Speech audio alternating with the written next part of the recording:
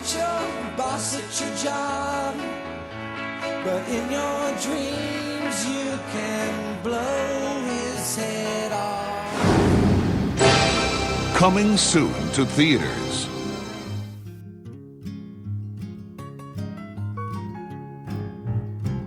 I rode my bicycle past your window last night. 30-0, I remain undefeated. Trial lawyer Gordon Bombay never lost a case What about the Fraser case? We don't count that one. Why? Because I scored with the court reporter. until the night the law caught up to him. Breath, blood, or urine. No thanks, I'm full. Plead guilty and you're looking at 6 months minimum. He has agreed to suspend your case. Under what condition? 500 hours of community service. Your assignment has already been decided. Hockey? Walt Disney Pictures presents Emilio Estevez. I hate hockey and I don't like kids. I'm the new coach. It was supposed to be a pep talk. Quiet. And the world's worst, most uncontrollable Get off the roof, you little monkey! hockey players. Anybody could beat these pansies. You almost hit me that time. Goldberg, you're the goalie. It's supposed to hit you. That sounds stupid to anyone else. They can't skate. You really suck. Thank you for sharing that. They can't shoot. Keep swinging, maybe I'll give him a cold. And they can't count. How many fingers am I holding up? You wouldn't know that anyway. Let's forget the past. All right. Now, Gordon is determined to turn them around. Back to basics! Determined to teach them the game. Hockey. Determined to try anything Ready! Oh, man, I'm gonna die. Hey! to make them a team. I am Goldberg, the goalie. A duck! A mighty duck! Let's have fun out there. Let's fly! The Mighty Ducks. Hey, Coach! Coach, come on. Don't leave me hanging like this.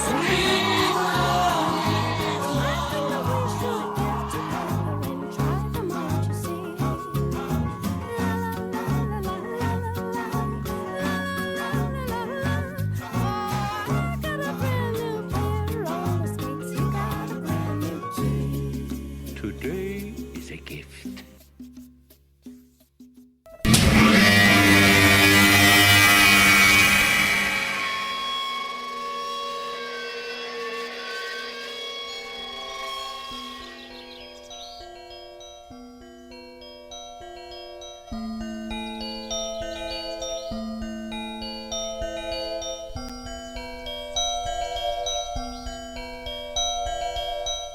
He walked out in the gray light and stood, and he saw for a brief moment the absolute truth of the world. The cold, relentless circling of the intestate earth. Darkness implacable. The blind dogs of the sun in their running. The crushing black vacuum of the universe. And somewhere 200 animals trembling like ground foxes in their cover. Borrowed time and borrowed world and borrowed eyes with which to sorrow it.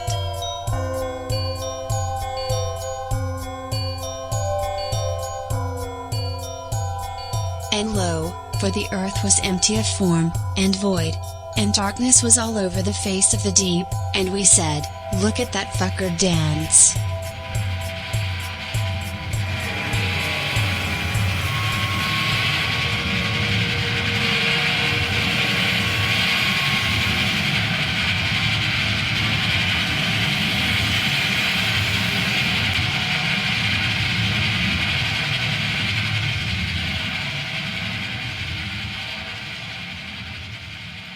And I say once again, welcome to Heat Death of the Universe, a podcast that totally identifies with the opening lyrics of As Days Go By, parentheses, Family Matters theme. It's a rare condition, this day and age, to read any good news on the newspaper page. Which we now know 100% is true, because it's time for the whole lot of us to... Just hide Joe Rogan's vagina, and then we'll all be safe.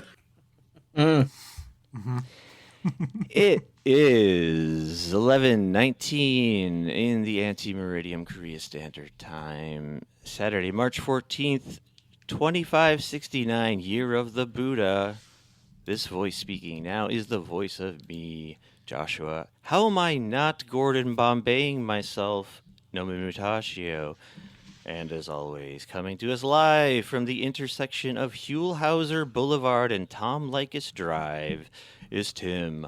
Portugal, the man, the show, the movie, Buckner. What's up, Tim? And sorry, just a second. Are you also seeing these two other folks on the call with us? Or is the old mind brain fully snapped into schizoid hallucination territory? That's my handlers. They're here from the FBI.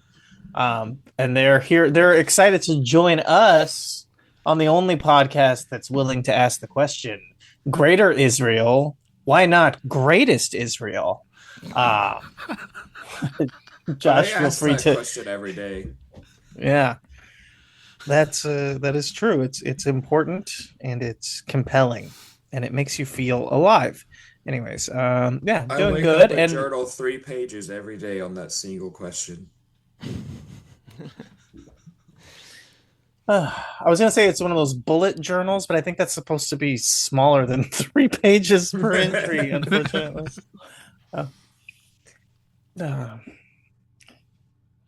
But yes, we are joined by previous co-hosts turned guest, Jason, and previous guest turned expert Canadian specialist, Cole. I guess you were always a Canadian specialist. Yeah, that was my whole appeal, I think, even the first time. Yeah, that's true. I can't remember. What did we even really talk about the first time? Megadoc, and then... Oh, yes. Probably some political stuff that I don't remember, because everything moves so fucking fast now. Yeah, that was pretty cool. Yeah, that was cool how... I invited you on to talk about a movie and spent an hour talking about the kidnapping of Maduro before we got to the movie. Solid podcasting, if I recall. And do you remember when the kidnapping of Maduro thought that mattered? And just nothing. That's fun. No one cares about that anymore. I don't even know if he's still alive. I figure he's dead. Yeah, I was resolved with that. What happened to Maduro? He took the oil, I guess. Other than the kidnapping. Dude, they said they want to make him stand trial, which I don't even know if they need to bother doing that anymore. Yeah, I kind of doubt they will. So, is he being,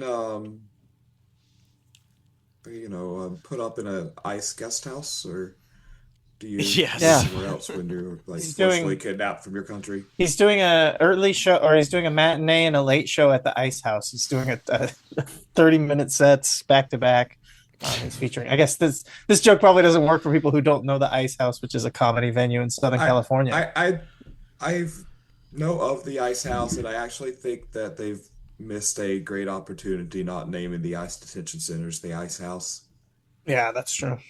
I mean, there's huge crossover promotional potential there with the shittiest beer ever made. Oh yeah, that's true. That is actually still reserved, but I know what you mean. Ice House is not a good one. Come on, be pedantic, guys. Still Reserve's not technically a beer. It's true. A high gravity malt liquor. Malt liquor. Yeah. Malt liquor. Yeah, I heard someone explaining malt liquor was like the original concept of malt liquor, which I thought was very odd. Was that it was meant to be, what it sounds like it is, which is that it was meant because wine was taking over the market for housewives drinking, so they were trying to make a beer style wine for housewives to drink. It's very interesting to think of where it ended up versus what it was intended to do. Speaking of intended to do, what is the intention of this podcast today, this podcast episode? A character study of Gordon Bombay. Important American figure. He invented the gin. Personally, my favorite character played by Michael J. Fox.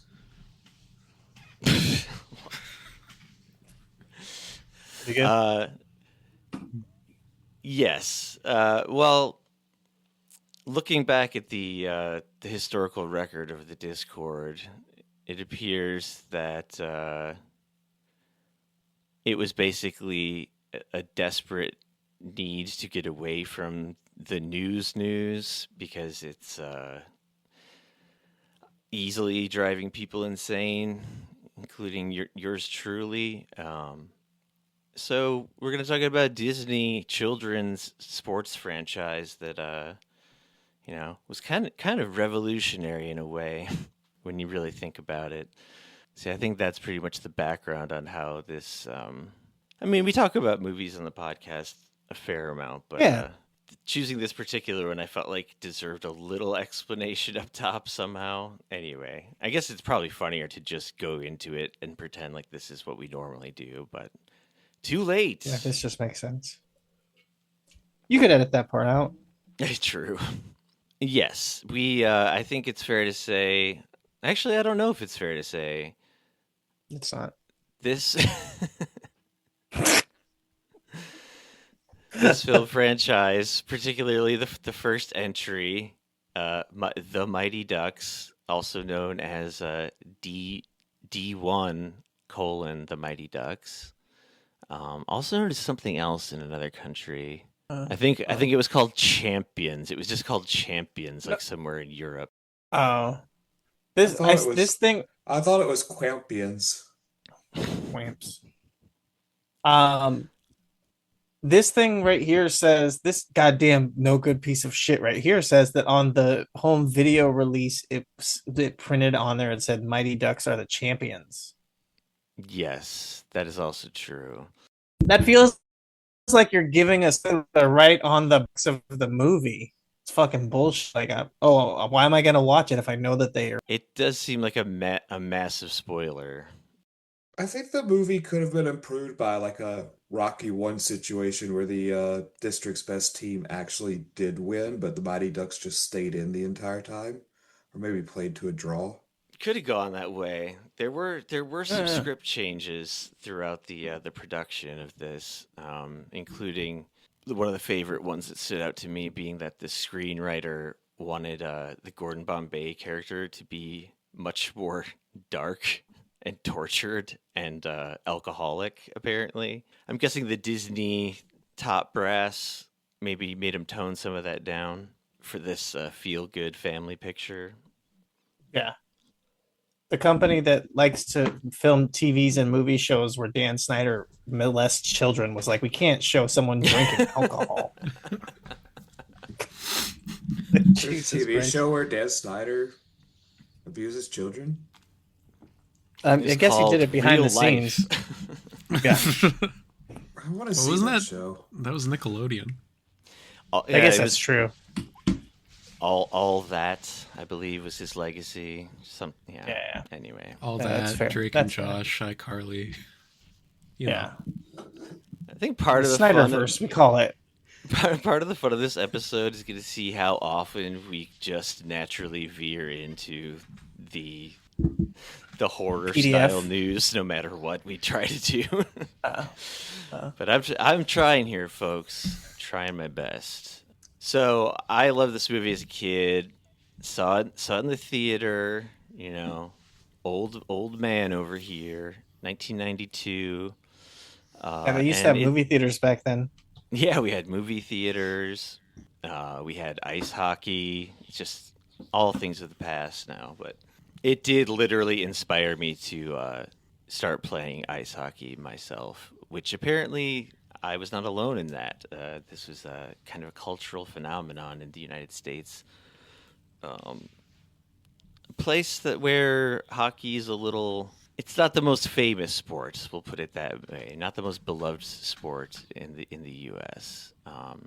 That would be another country that one of our experts could maybe even fill us in on a bit. Yeah, answer for your damn country's obsession with hockey, Cole. Come on.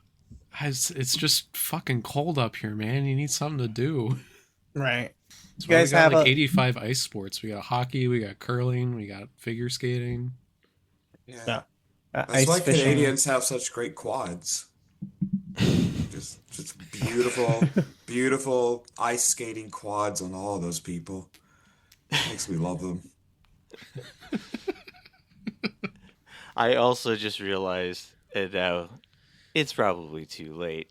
I was going to sort of kick things off here with a little topical, but what I would say lighter news before we truly jump into the movie here. Which, yeah, usually we're actually pretty good about. Like by minute one of the episode, we're just fully on board, starting with the plot. But That has always been my experience with episodes that we've done in the past. That's true. I want to say the new management's gotten a little sloppy with, staying on topic, making sure that it's just point after point after point, no dead airspace, no just like rambling. We would never do that on a podcast. absolutely not. So speaking of, forget about the Mighty Ducks for a second and circle back to the funniest thing I've seen in a long time, which was just a few hours ago, I think now. Oh, was it that school getting bombed? Oh, good God. Another one? No, the first one. But, maybe there was another one. The way you said it Who a can few keep hours track? ago, fuck, I had no clue that another school got bombed. I That mean, depresses me. if you want to keep it real, there are double-digit schools that have been bombed. But moving on. That's true. Moving on. What was the funny thing you saw? The funny thing I saw was a little man named Alex Jones, Oh, drunker than God. I've ever seen him in my life, and I've seen him quite drunk on his, live or whatever, doing whatever he does in the InfoWars headquarters. But yeah, he went on the Tim Pool podcast and had some incredible drunk ranting to do, which I managed to gather, I think, at least 5 good clips from just within like a 4-minute segment that I was watching about it. And I'm compelled. I must share some of them with you guys and with the audience at large. Alex was getting really worked up about a few things, and I think it kind of began right here when he was introduced by Tim Pool as the great Alex Jones, and this was the first thing he said in response to being introduced as great. I was thinking about Joe Rogan's vagina right now. It's pretty good. So he's got Joe Rogan on the brain, as you can see from actually basically all the rest of these choice clips, such as what is Alex Jones ready to go to war for?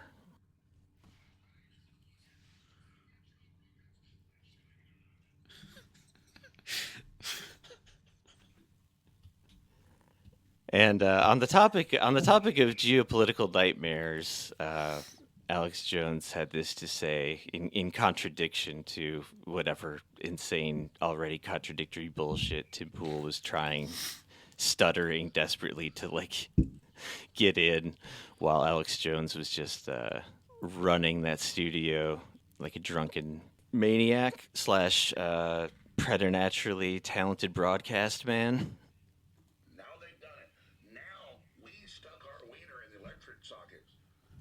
That's what happened. I hate when that happens. They were trying, Tim Pool was kind of trying to talk about how war is good but horrible, but actually good, actually. And Alex Jones broke through the bullshit to tell us who the real target is in all of this. The real target is the neocons in Trump's butthole. So that was some fun news, I'd say. Yeah.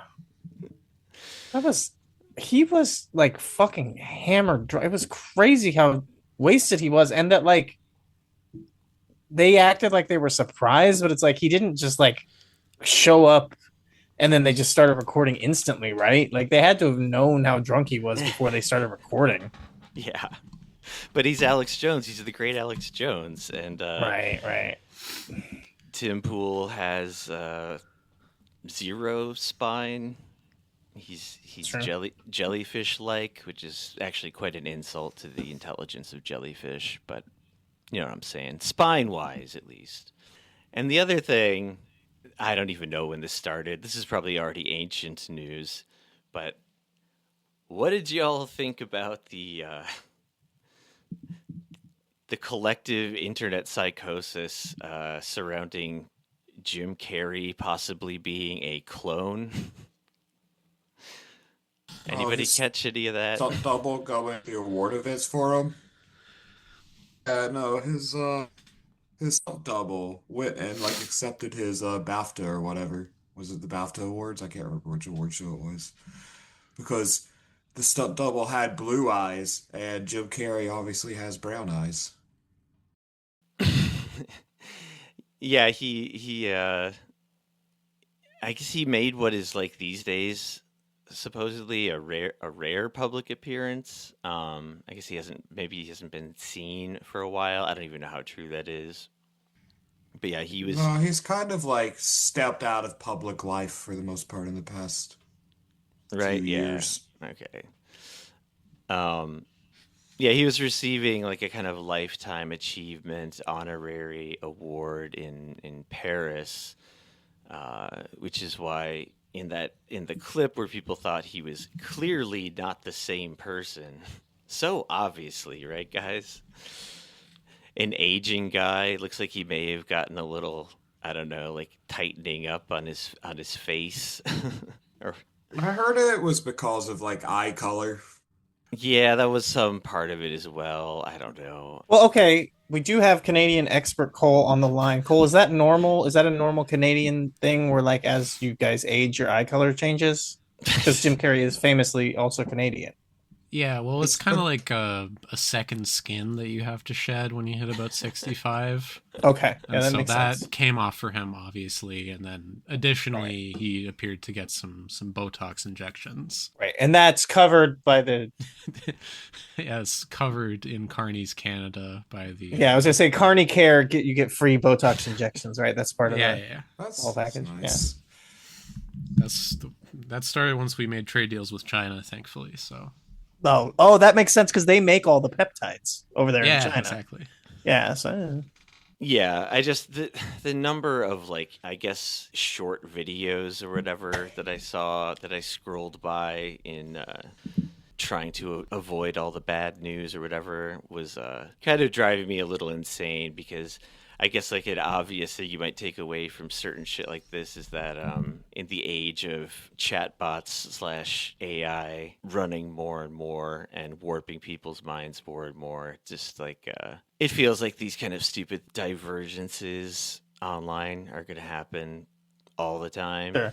And I was reminded, like, you know, this is also not like a totally new thing in on the stupid internet. Even previously, think like Paul McCartney, the Paul is dead thing, kind of similar, I guess. Right. Although it seems like so much more sane to me and less sort of worrying about the collective sanity or lack thereof of our society. Sure. I'm looking at it now because I only like sort of kind of heard about this, but didn't really pay it. I paid it no mind, if you will. That's why I pay no mind. And I'm like looking at this article from let me pull this up here. What is this? This is where I get all my news from. Bollywood Shandy's Facebook group. And they've got like some pictures of him. Oh, you too? And like legitimately these pictures of Jim Carrey, like he kind of looks like a mix of Bill Maher and Wayne Gretzky. So I'm like, he's just turning into like more Canadian. So like, I don't see why people are like shocked. He just looks more like a normal like mountains Canadian guy. It's like, yeah, that's what they look like, man. That's what's gonna fucking happen. Like, okay, what are you guys? I mean, as Cole told us, this is a very normal, natural process in Canada that, you know, I guess we need to learn more about our neighbors to the north, really, is the lesson we should walk away from this all with. But you know me, I'm gonna start clicking around when I'm looking up some dumb bullshit like this, and I'm seeing Jane Erin Carey. This is the daughter of Jim Carrey, so much so that her Instagram handle is at Jane Carey underscore daughter of underscore Jim Carrey. So she wants the world to know. She's 38 years old. I had no fucking clue that he had a daughter that was 38 years old, literally like the same age as me. And the funny thing about the overview of Jane Erin Carey, daughter of Jim Carrey, is that on her like overview tab on Google, it like lists like born this year, parents, height 5'8". So hey, moderately tall for a woman. That's cool. It lists an uncle John Carey, and like, oh wait, John Carey? No, it's just some guy you've never fucking heard of. Why is he listed on here? Like I care. I don't know. If that John Carey was Jim Carrey's brother, that would be so that would have been like another real letdown of the DNC, that they didn't have like Jim Carrey out there doing as much as he could to make people like the guy. God, he needed one more. They needed one more celebrity to get across the finish line.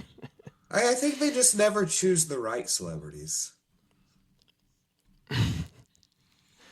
God, as much as I'm trying not to talk about politics, I was more referring to the last election when it was just overstuffed with every fucking celebrity. Oh, that's just every election. Now you take those MAGA boys. They pick the right celebrities, like Chris Rock. Jesus, talk about someone who just really changed politics. They had Sneeko and what's that one? God damn, I can't remember that one fucker's name. Clavicular? I don't know. Anyways.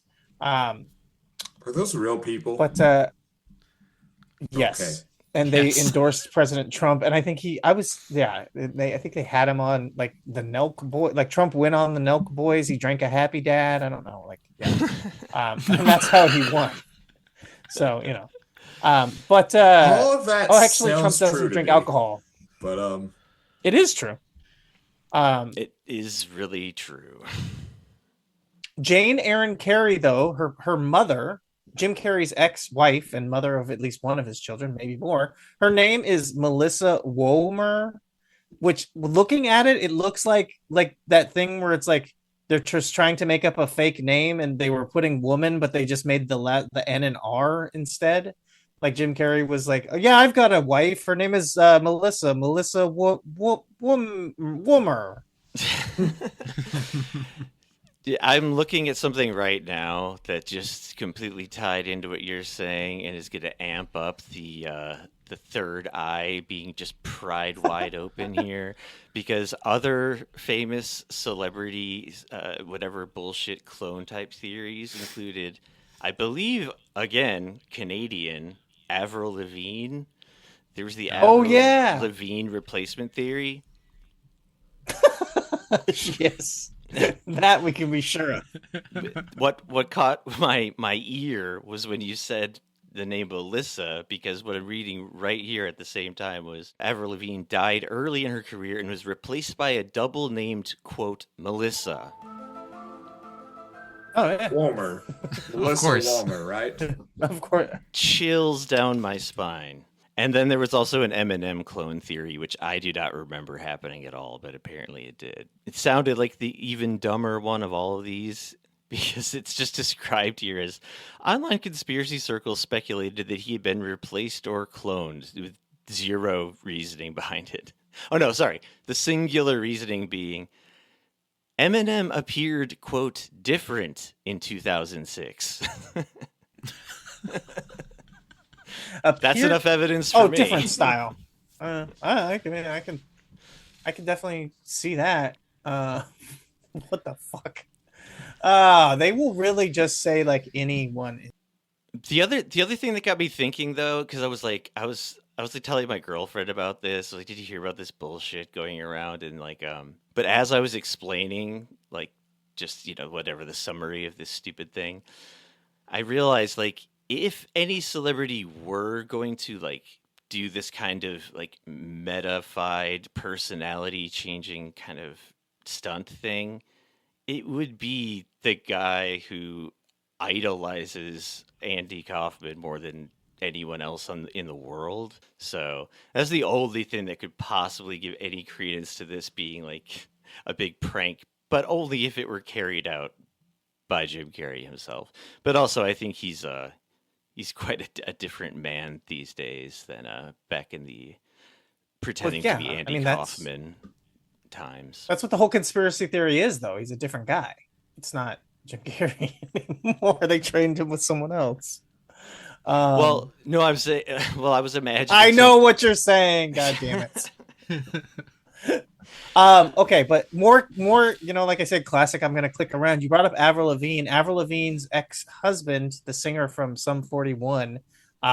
Is it Derek Wembley? Cole, are you familiar with this Canadian? Derek Wembley, Sum 41. Yeah, they're from Scarborough, which is the area of Toronto I live in. So shout out. Yeah, so he's local boy. Solid guy.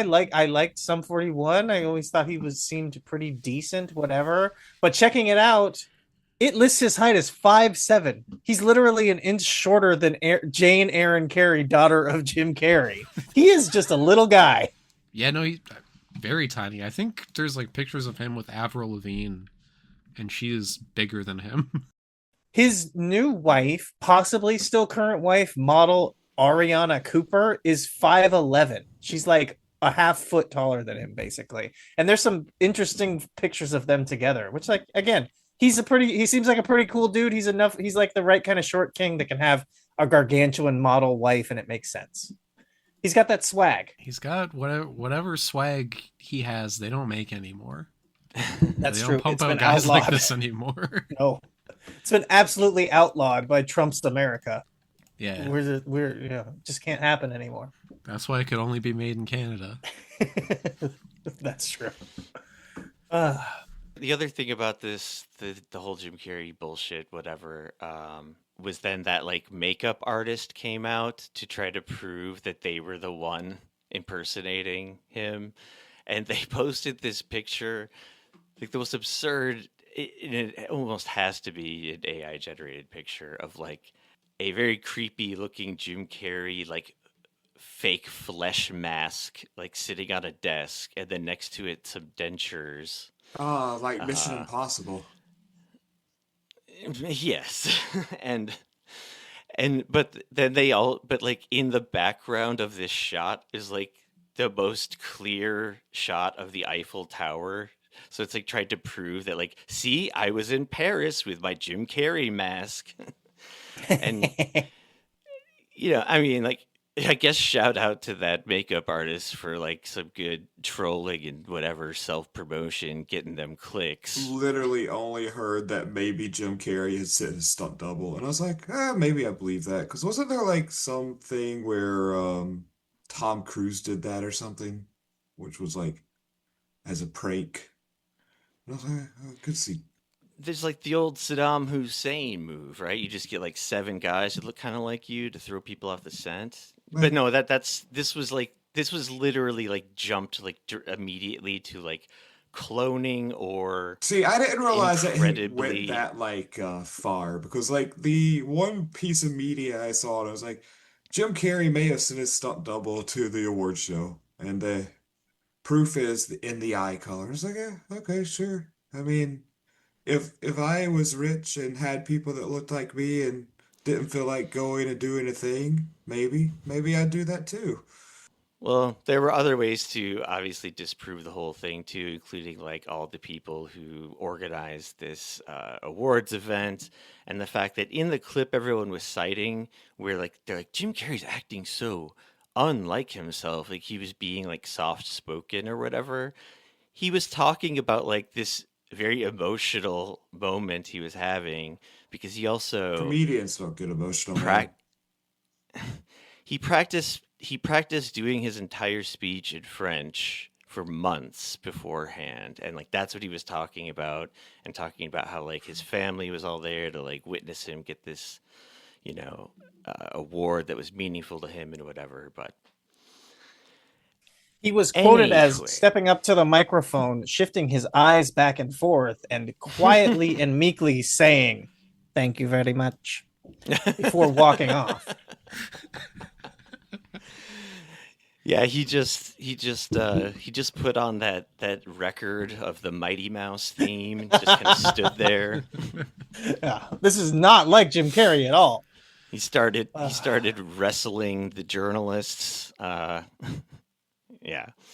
he did it all the hits. And I feel like this transitions us into hockey in a roundabout way. Of course, because it sure does.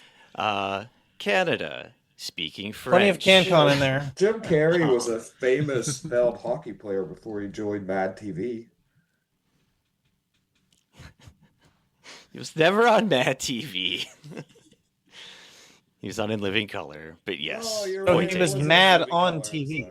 But no, I was gonna say that this might give us a chance for Cole to prove that he's not a clone. Actually, now that I think about it, like prove his mettle and his genuine status as being Canadian by naturally translating everything said on this podcast into French in real time.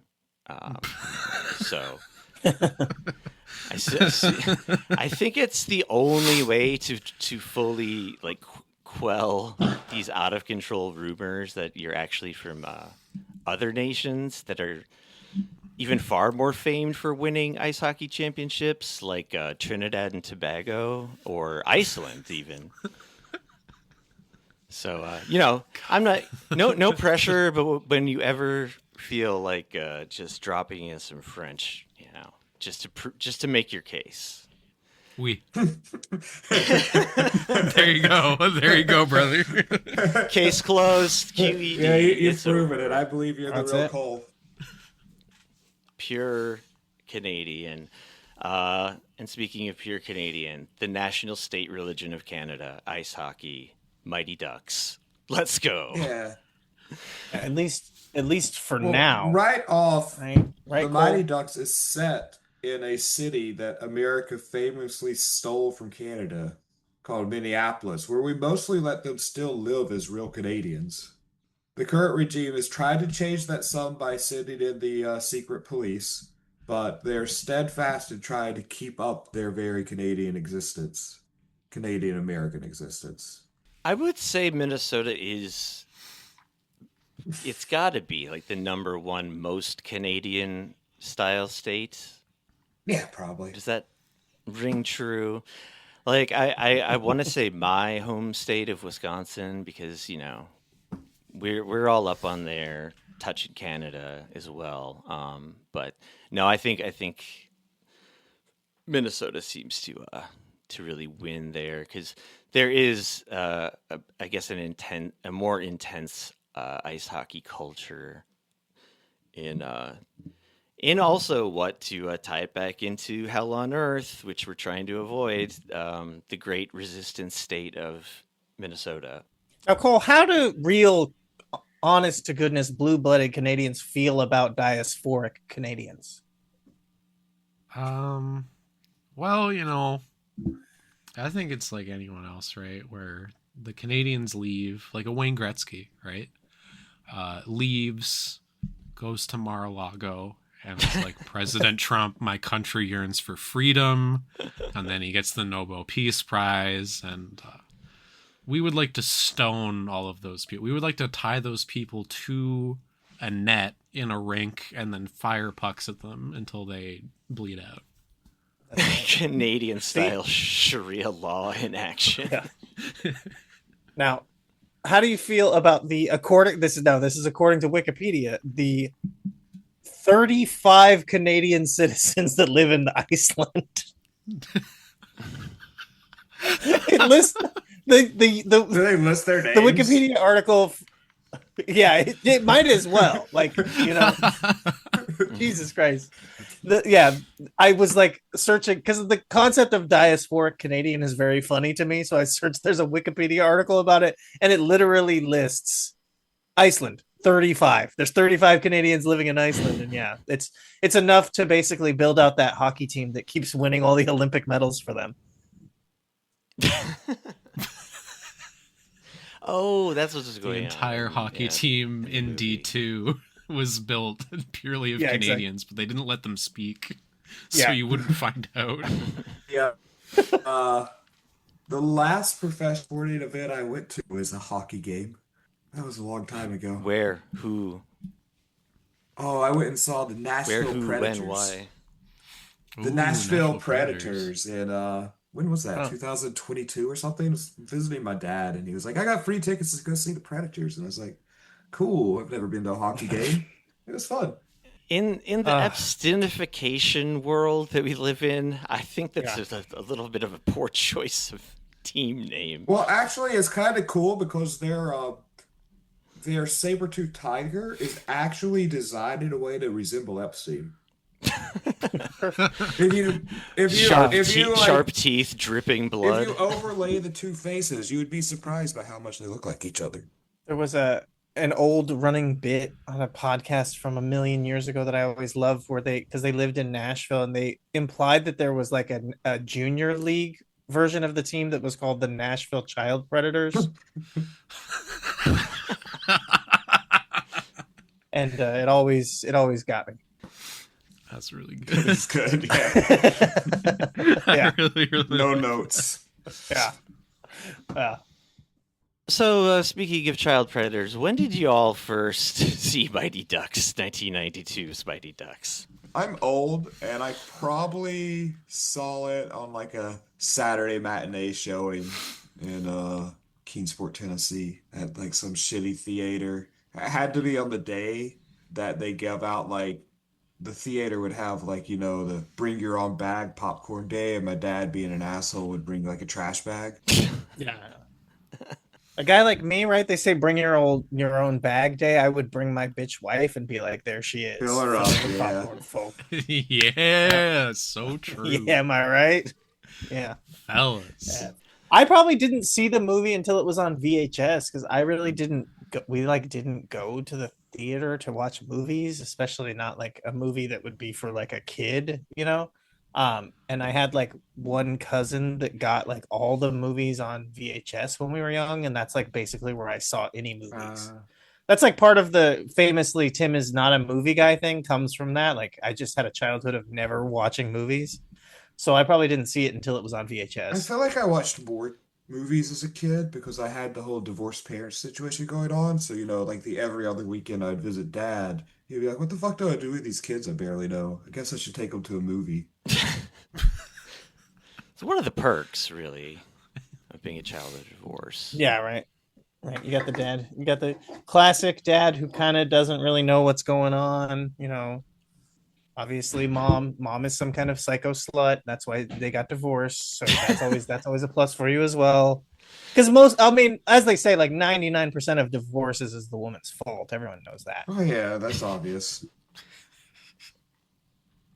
But I like to think of fault as prerogative. Yeah, and women are allowed to have those now, and we respect them for it. I don't know if that's true. Whoa. So, Charlie, also a child of divorce, as I keep desperately trying to connect this to the movie. Oh, well, Cole didn't say when he saw it. Cole, when did you see the movie? On VHS, but that's because I'm like 15 years younger than all of you. So, yeah, like because my older brother, he would have seen it in the theaters, and he would have been like 7, I think, when it came out. And then at some point along the way, we collected the VHS tapes, and then probably like when I was 5 or 6 years old, so like 2005, 2006, I remember. You and your brother are like way different age. Sorry, yeah. I just was doing math in my head. Like, yeah, yeah, he's 15 years older than me. Like, he's 41 right now. Like, that's always shocking to me, just because I have a younger sister who's like 2 years difference. It's always like weird to me when it's not weird. It's just like, what's that like to have someone who's like majorly okay? I'm sidetracking on the shit no one cares about. That's cool. That's a cool life experience. It's pretty cool. Uh-huh. Cole will interpret everything into French, while Jason will explain arithmetic to us. Well, don't make me do that. The concept of age gaps in France is like a lot different, so we maybe don't want Cole talking about that. I mean, Age gap in France is decided between when you can start drinking wine and start smoking cigarettes. As everyone knows, you start drinking wine a little bit before you start smoking cigarettes. 12 to 14. We all know this. That's true. Yeah, you have to be able to fully appreciate cigarettes. You don't want them to go to waste on a baby. Not like cheap wine. Nicotine's great for making new neural pathways. It probably makes your baby smarter. It's gotta. Okay, yeah, so I saw that there was like a snow day, and my dad was just like, you know what, you gotta check this movie out, son, and popped it out of the shelf and was like, it's about hockey. And I was like, all right. And then, yeah, I don't know, I loved it. And then I watched D2, and I love that one more, and I rewatched that one, like, incessantly for D2, they go to the Olympics, or is that D3? They don't go to the Olympics per like se. kids' Olympics or something? It feels like they do. Yeah, something like that. It's some, like, under-18 World Cup bullshit. It feels Olympian because, yeah, they're taking on, like, Russians, tokenized countries. No, that would make more sense. The big bad in that one is Iceland, who I had to double check with. I kind of remember them having Russian accents, like the Iceland kids in the movie being more like Russian stereotypes than Iceland stereotypes. But maybe that's just like me. I think that's probably fair to say. I did also rewatch all three of these movies a few days ago. At the same time. Yes. At different playback speeds. Backwards, upside down, at different playback speeds, with The Wizard of Oz and Dark Side of the Moon. I did need to quickly circle back because I couldn't let this one go, but Cole mentioned the maybe it was Cole mentioning the under 18 World Cup bullshit. That is something that Dan Snyder was very popular for running in his apartments. Was the under 18 World Cup. Yeah, it was called All That and Then Some. Yeah. 2 children, 1 cup. That Don Snyder one. Good guess.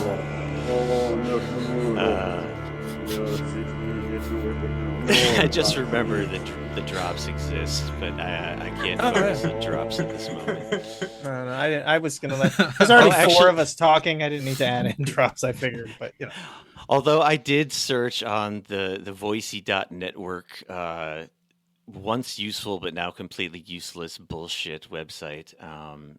I just searched for Eddie Mighty Duck sound clips, and all that comes up are clips from Space Jam, and then nothing Hell else. Yeah. And this one is the closest one to referencing anything to do with the Mighty Ducks. Is it like Donald Duck? You're doing it! You're becoming mighty! Come on, guys.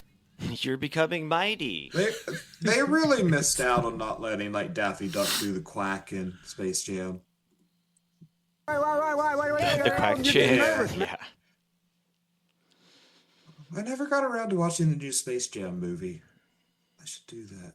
I heard it was complete and utter shit, that it made the first one look like, whatever people say, Citizen Kane or something. Yeah, I mean, the first one is like basically a modern Fellini.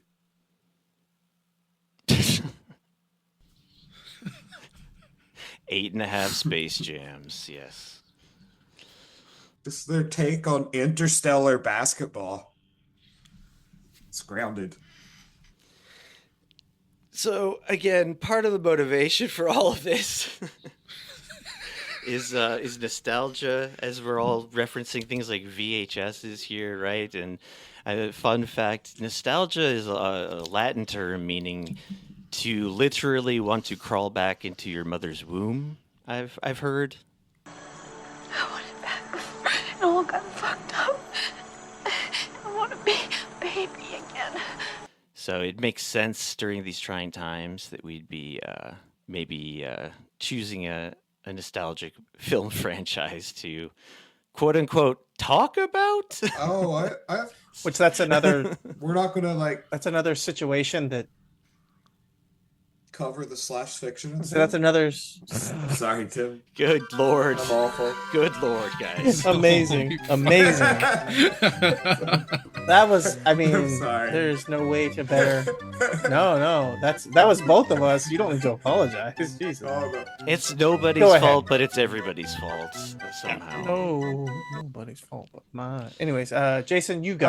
I have nothing to say. I was just gonna make some slash fiction joke because anytime I think about hockey now, I think of Heated Rivalry, which I fucking loved, and that makes me think of slash fiction. And then I'm like, I probably shouldn't bring up slash fiction and Mighty Ducks because it's about fucking children. No, go for it.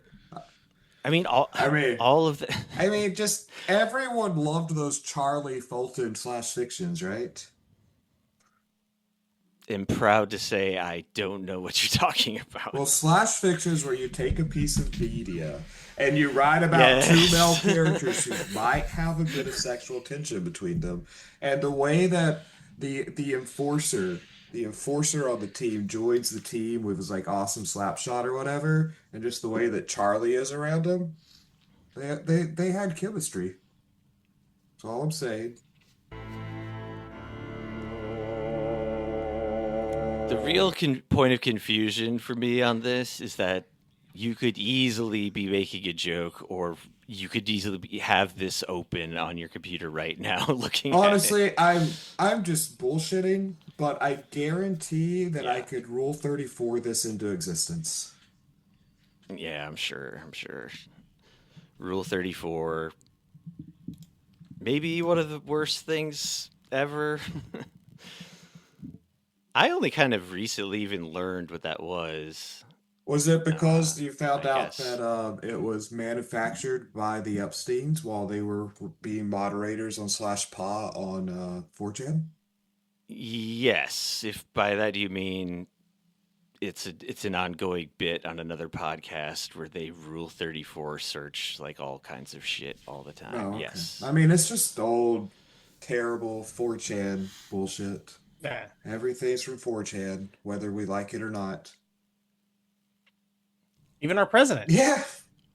Yeah. It's sad. Straight product of 4chan, yes. Well, so nostalgia, sometimes food, as I've been known to call it, like heroin or cheesecake. We're gonna take/eat some of that shit, I guess, and try to talk about this Disney children films franchise that is quite wholesome, and I still enjoy it on rewatch. I guess just to fully spoiled my extremely well thought out review of the film. I suppose to begin at the beginning, the plot of this movie.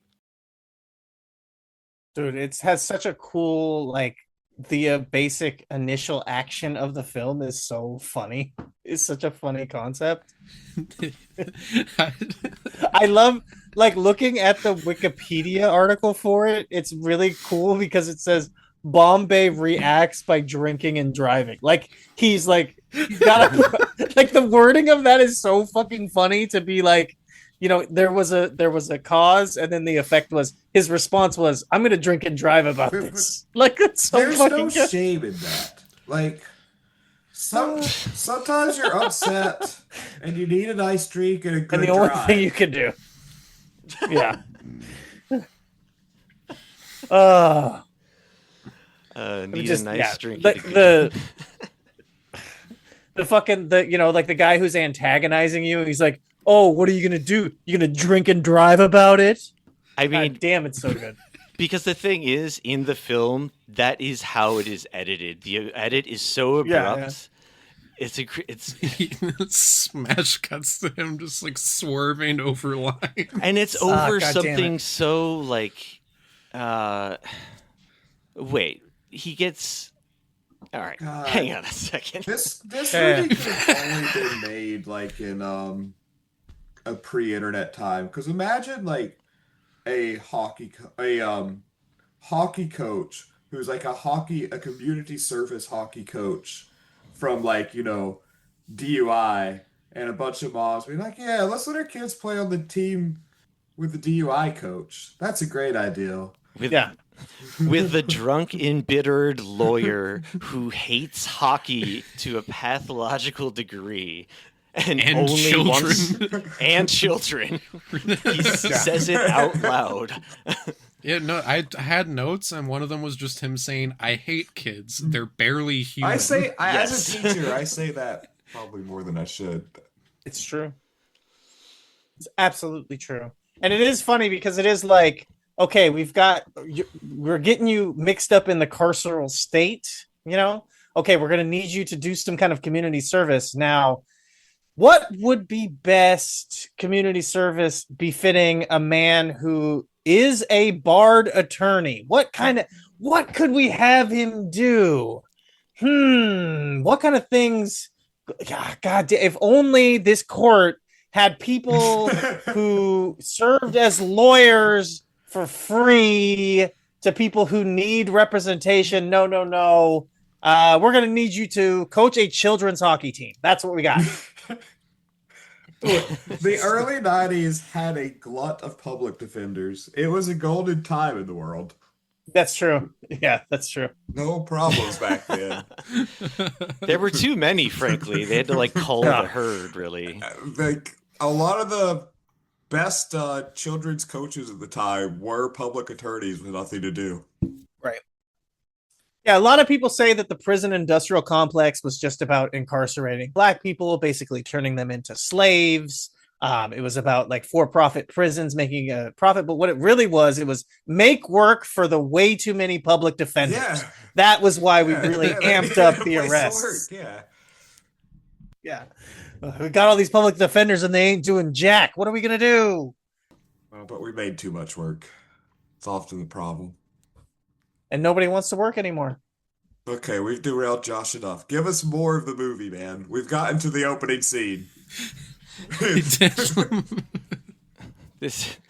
It's all derailments all the way down. I'm probably doing most of it anyway. But I guess we should say, so people understand the full plot of this movie. It opens with a young Gordon Bombay who, just I guess personal aside, looked remarkably like a very good friend of mine that I'm still friends with to this day, that I was, friends with at the time that I first saw this movie in 1992. And then even kind of weirder coincidence, the evil coach who comes to basically threaten this child into you better fucking win this goddamn championship or else, looked strangely like said friend's father. So that was putting me into the ultimate nostalgia headspace right off the bat. But yes, he tragically hits the goalpost and loses the game, and it's devastating to the point where it haunts this man for the next 30 years until he's forced, after drunk driving, to coach a ragtag group of all the shit that taught you from elementary school.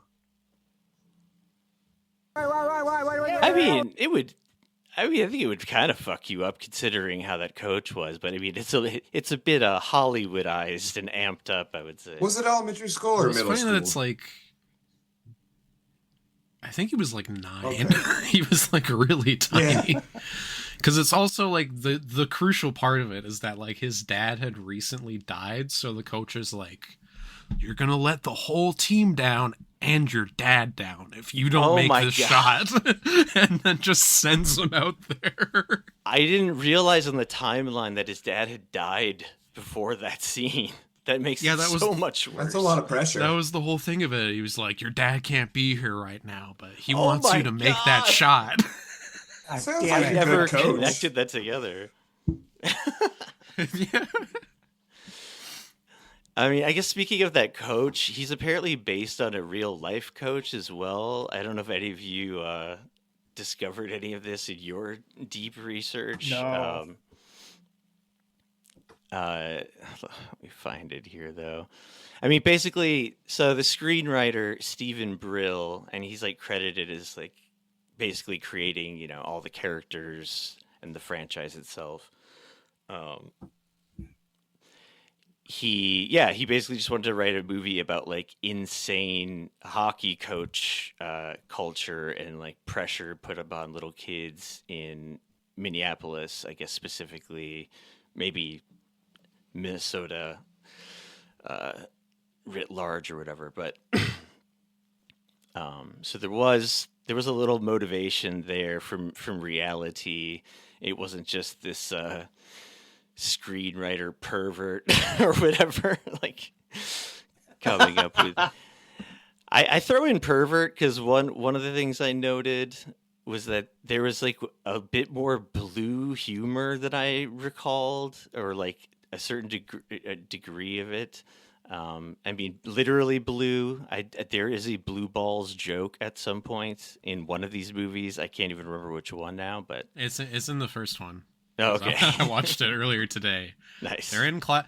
It's like really unclear exactly what grade they're in, because this guy's explaining them like the makeup of different molecules, and I was like, I don't know when you're supposed to even learn that really, and then they all start quacking at the principal.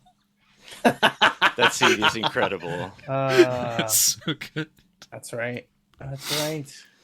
But I mean, like, hockey culture in general, not to like serious post or whatever, but has a really bad problem with like being freak nasty to children. And like literally earlier today, there was another expose report that's like, yeah, there's like some under 18 men's team in like Windsor, Ontario or something, where 2 former players and their families are speaking out because they're just subject to like constant like rape and hazing by the other members of the team. And that is like a frequent scandal up here, is stuff like that happening in hockey locker rooms, and the coaches just being like, they're boys, they're boys will be boys. Yeah. It's kind of funny because like referencing hockey as the Canadian religion, it's like, oh, that sounds like the Catholic Church. Perfect. But the weird thing about this, Cole, is that like I don't remember seeing any of this kind of stuff on the hockey documentary series I watched called Shoresy. Most of that is just guys being dumb. Yeah, well, in Sudbury they're insulated. Okay, specifically in Sudbury that doesn't happen, but like off screen, like when they play Sault Ste. Marie, those guys have been through those some sons shit. of bitches. Yeah. The thing about Sudbury is it's such a backwater like hick town, they haven't invented buggering yet.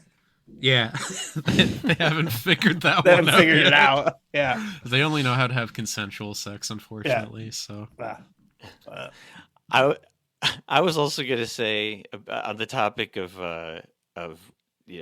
no worries about quote unquote serious posting, because pretty much anything less than war with Iran or Epstein shit is practically wholesome entertainment at this point. So I mean, it's like we got like pseudo Epstein happening here with all the hockey stuff. Like very famously, also like late last year, I feel like it happened around TIFF because I feel like I remember seeing it come up on TV in a Hooters. There's the Hockey Canada scandal, like Hockey Canada 5 or whatever, which was like a group of men who were on like the junior team or whatever who like recorded and gang raped a drunk girl, and they got off on those charges and were like allowed to enter the draft pool for the NHL, and like NHL teams were getting like a ton of fucking heat for hiring these guys. So of course all the American teams just took them, because then Americans probably didn't hear about this since it was like a Canadian organization scandal. Yeah, and even just in Toronto, we had I can't even remember the name of the high school, but there was a high school here where like kids were literally shoving like fucking hockey sticks into like new players' buttholes and shit. Like, it's really bad. This is what I'm saying. There's a whole book about it called We Breed Lions that's like a sort of deep dive into Canada's extremely toxic youth hockey culture. So after winning his 30th Caith, he anticipates kudos from his boss, Gerald Duckworth. Sorry. Here's something about the movie that I wanted to complain. I had to do the tone deaf transition because it's just it's anyway. It's pretty dire. I did want to complain about Gerald Duckworth that like he has like the weirdest motivations of all time. That he's like, you shouldn't be braggadocious about being an attorney, and then later in the movie, he's like, you should allow children to get harmed. Yeah.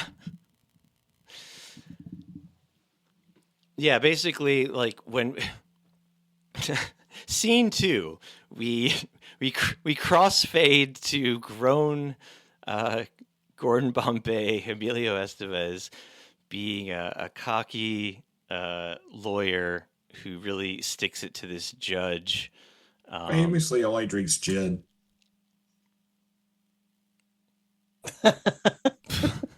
That one's coming back around. And they go through this whole thing. I mean, obviously, this is a Disney children's film. I don't think we need to do too much of the aforementioned CinemaSins style, like continuity errors. What the fuck? This is, but like they really they establish everything quickly. You know what I would say? It's a tightly written script.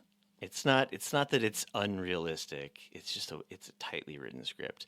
But they're like, look at this lawyer. He loves winning at all costs. He's undefeated. Although he argues with his secretary about this. There was supposedly one case that maybe he lost, but he said it was like I think he said something. Technicality. He said he got to bang the court reporter, so he was like, it was kind of a win. Yeah, that makes sense. I was wondering if that's what he meant because it was a kid's movie I was watching again. But yeah.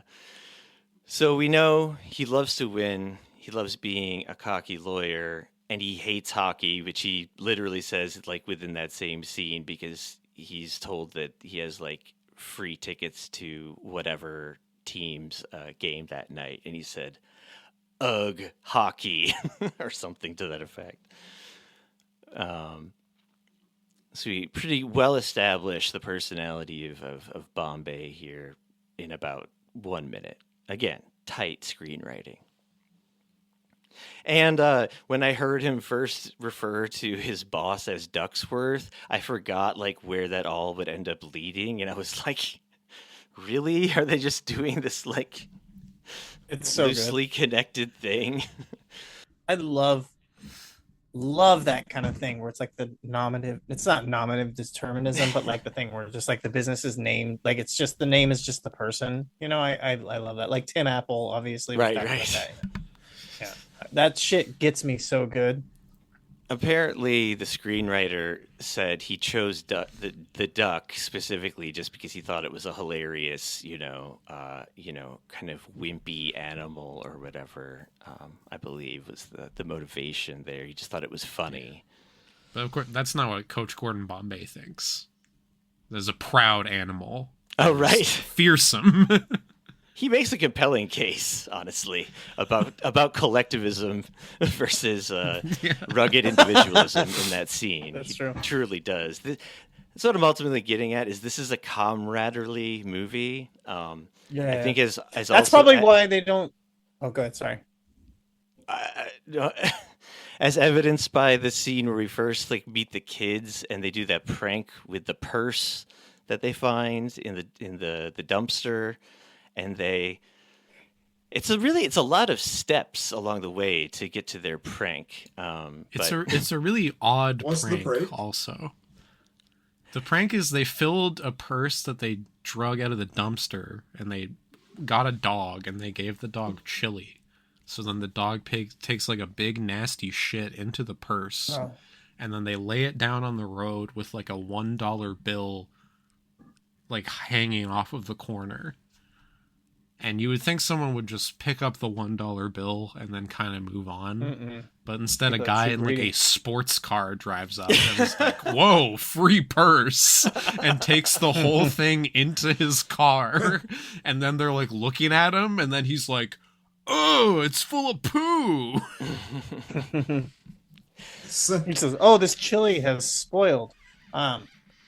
But what I liked is that the really wisecracking kid, whose name I can't recall immediately off the top of my head, the leather jacket wearing kid who's Minnesotan but seems straight out of Jersey, I would say. Is that Fulton? Peter. No. Fulton's very Midwest coded, I would say. Is it Peter? Yeah. Yeah, it's Peter, because he's also like a foot tall. Yeah, he's very short and wisecracking, and actually kind of one of the funnier kid characters, I would say, to be honest. And he grew up to be the lead singer of Sum 41.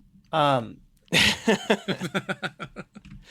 he said, sorry, just the camaraderie-ness of their prank. He says, like, this guy gets what he deserves. Like, he's trying to steal. He's actually taking it. Like, they're watching, like, doing, like, live commentary to each other. And, yeah, I thought that was a nice little detail, because it was like, it's like a silly adolescent prank that has all these extra steps, which does make it actually funnier. But then ultimately, they're calling out greed and corruption, is what I'm trying to say. That was actually the point that I was looking to make, was that, like, with that prank kind of being based on the idea that you, like, tempted the person into falling for it by, like, putting money. And then, as you said, like, the argument for the ducks being a proud, like, communitarian species. Let's say that's probably why they didn't have the main bad guy just be the Russians. Because it seems like the politics of this film kind of lead towards the, as you say, camaraderie nature or whatever. You know, they didn't want to be like, Russians bad, because this movie is actually sending a secret message of, like, yeah, maybe maybe capitalism kind of sucks, and maybe we should be going the other way. I have a memory of Gordon showing up to the first match in a limousine. Yeah, that's like part of his whole deal, is that Ducksworth sends him out with, like, a personal driver while he's doing his community service, who's just like this funny oaf in a leather jacket, and he gets him to drive onto the ice of the pond to just, like, ore a farm in front of these children. Yeah. The whole meeting scene is honestly good. That's awesome. Like, yeah, it's very good. There's a whole lot of kind of time capsule-y moments of when Bombay is like, I don't know, dude. Like his response to this, to the most sort of willing to stand up to authority member of the team, who maybe, Cole, you remember his name as well. Jesse, importantly, his younger brother, Terry, played by, I can't even remember how to say the actor's name right, but Jesse Smollett. That's him! Holy shit! I didn't even catch that. Terry. That's Terry, who doesn't show up in any of the sequels and barely speaks here, but it's just, like, awesome that he's here for no reason. And that he and his brother, plus the white kid Guy, I do remember his name being Guy, they make up what's called the Oreo line. Yeah. Is Guy the one who's always wearing, like, a kufi? Yes. Also, I was confusing me the whole time. I was like, why are you wearing that, bro? He's also the one dating the hot girl on the team, we'll say. Was it like Connie or something? Yeah, I had like a Connie. huge crush on her when I was a kid. I think we all probably did, I would assume. I 1,000,000% did, and then, like, didn't see her in anything again until I was, again, age appropriate during Wet Hot American Summer, which that's her second most famous appearance in anything, aside from Mighty Ducks. Probably. Marguerite Monroe, I believe, is her name, or something like that. Yeah. Marguerite Moreau. I mean, this movie is just, despite whatever blue balls jokes and lawyers bragging about getting laid, incredibly wholesome and cute. And I think we talked about the whole movie, right? Gordon falls in love with the moms, though, right? Like, all of them. One of them for sure in the first movie. Yes, Charlie Conway, Joshua Jackson's breakout role character. Actually, that reminds me of I just looked up like Letterboxd reviews, and the top review of this movie is one line. It's weird that the main kid, and this is 3.5 stars. It's weird that the main kid in this movie is like, "Hey coach, please fuck my mom." 1,244 likes. It is weird. Yeah, I was thinking that it was confusing, but the collectivist attitude of the Ducks. This is mutual aid. But then again, yes, exactly. my coach is not getting pussy. My mom is not getting fucked. I'm gonna solve two problems. The kid isn't like super well off. They live in the poor district. He sees this guy show up in a limousine every day to practice, and he's like, "Fuck yeah, you should fuck my mom." Also, this will change my life. Also, he like doesn't have a father figure in his life, which was maybe the more nice, wholesome interpretation. For a lawyer forced into being a hockey coach and hating hockey, he really dropped the ball and not just like taking the kids aside and being like, "Look, we're going to do the hockey things, but I'm just going to prepare you for life, kids. I'm going to get you ready to actually go out there and make money so that you can drive a Lexus truck whenever you want to. And instead of like losing your license or going to jail, you'll just get off with a pat on the back, get to meet some kids, fuck some moms. I'm going to set you guys up." Just like complete American Psycho, sort of like a chance to really help these kids out.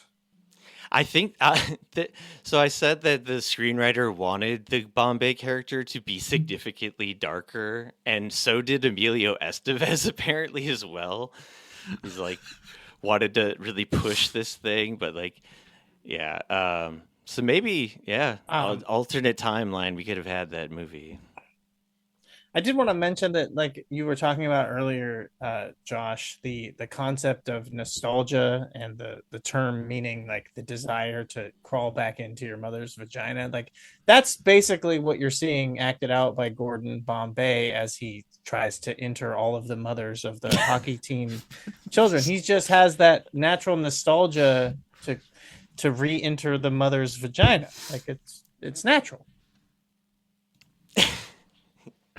Yes, it is only right and natural. Thank God I died in the crash. Well, also only 2 kids actually have parents that show up for anything. Sure. And it's Charlie and then the 2 black kids, Jesse and Terry, whose dad shows up later on in the movie where like they get blown out and then their next tactic is to just try to draw penalties all the time. Yeah. And then after that game, their dad storms into the dressing room and is like, "I gave up my overtime pay for this shit?" Yeah.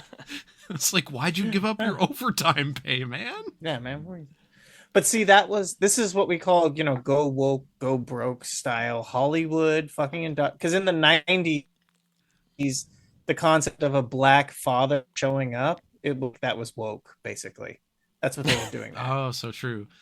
By showing up to watch my kids play in like old sweaters covered in newspaper instead of getting the overtime pay so I can afford to get them like the smallest amount of protective gear. I'm being a model parent. Hockey famously doesn't need protective gear. That's true. That was one of my that was one of the things I remember most about my fairly brief hockey days, but it was like having to get gear piecemeal like once a year.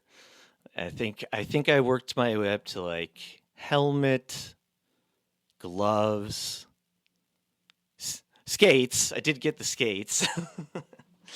Had to have those. I coveted some shoulder pads, and I never quite made it there. I may have had shin guards as well. It's hard to say. This was thousands of years ago.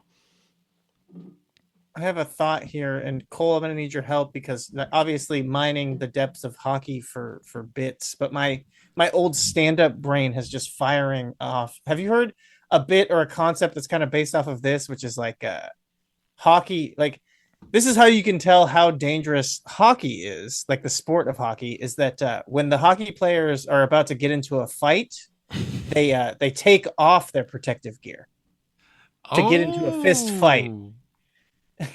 I haven't heard that one before. That's a quite pretty droll. good premise, That's right? Good. That's pretty good. That's a good premise, right?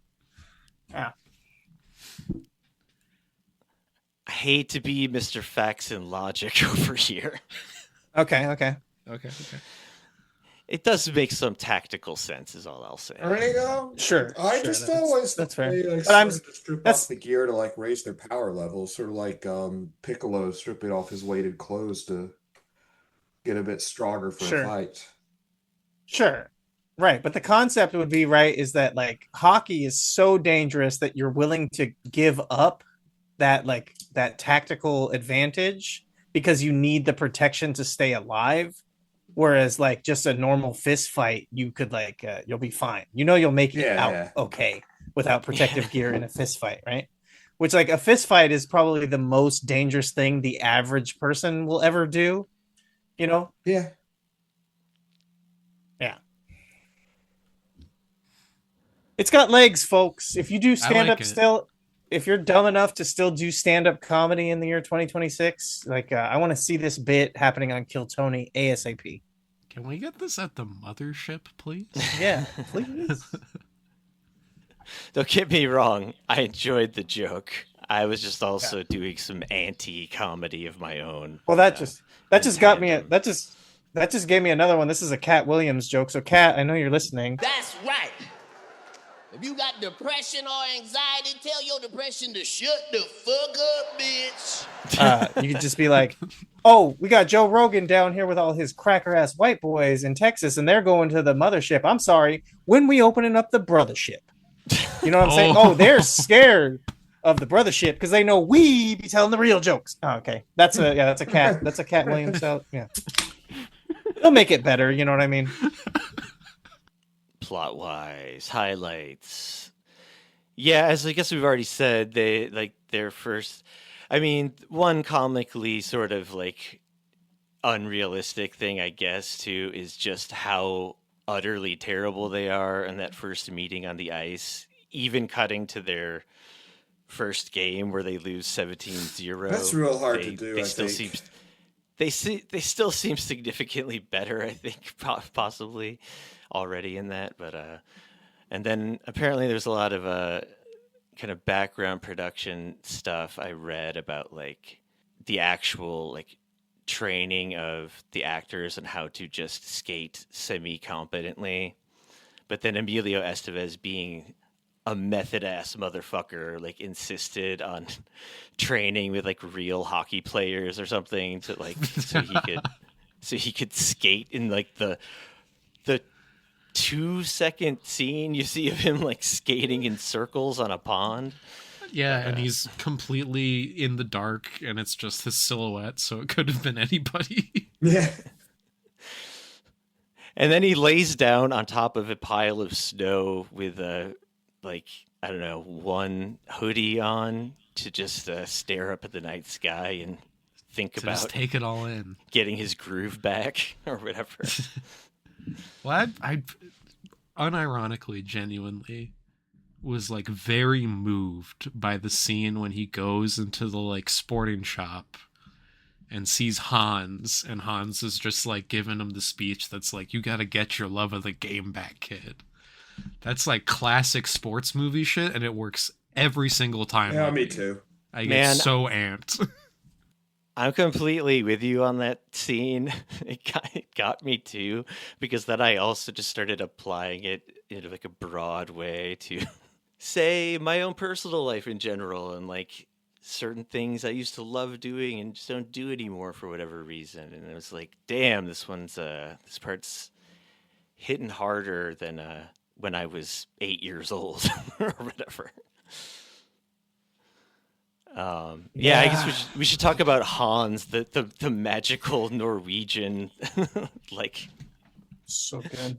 I want to say it's the magical Negro thing, but the magical Norwegian. Was Hans not a coach also at one point, or Hans was just always a gear guy?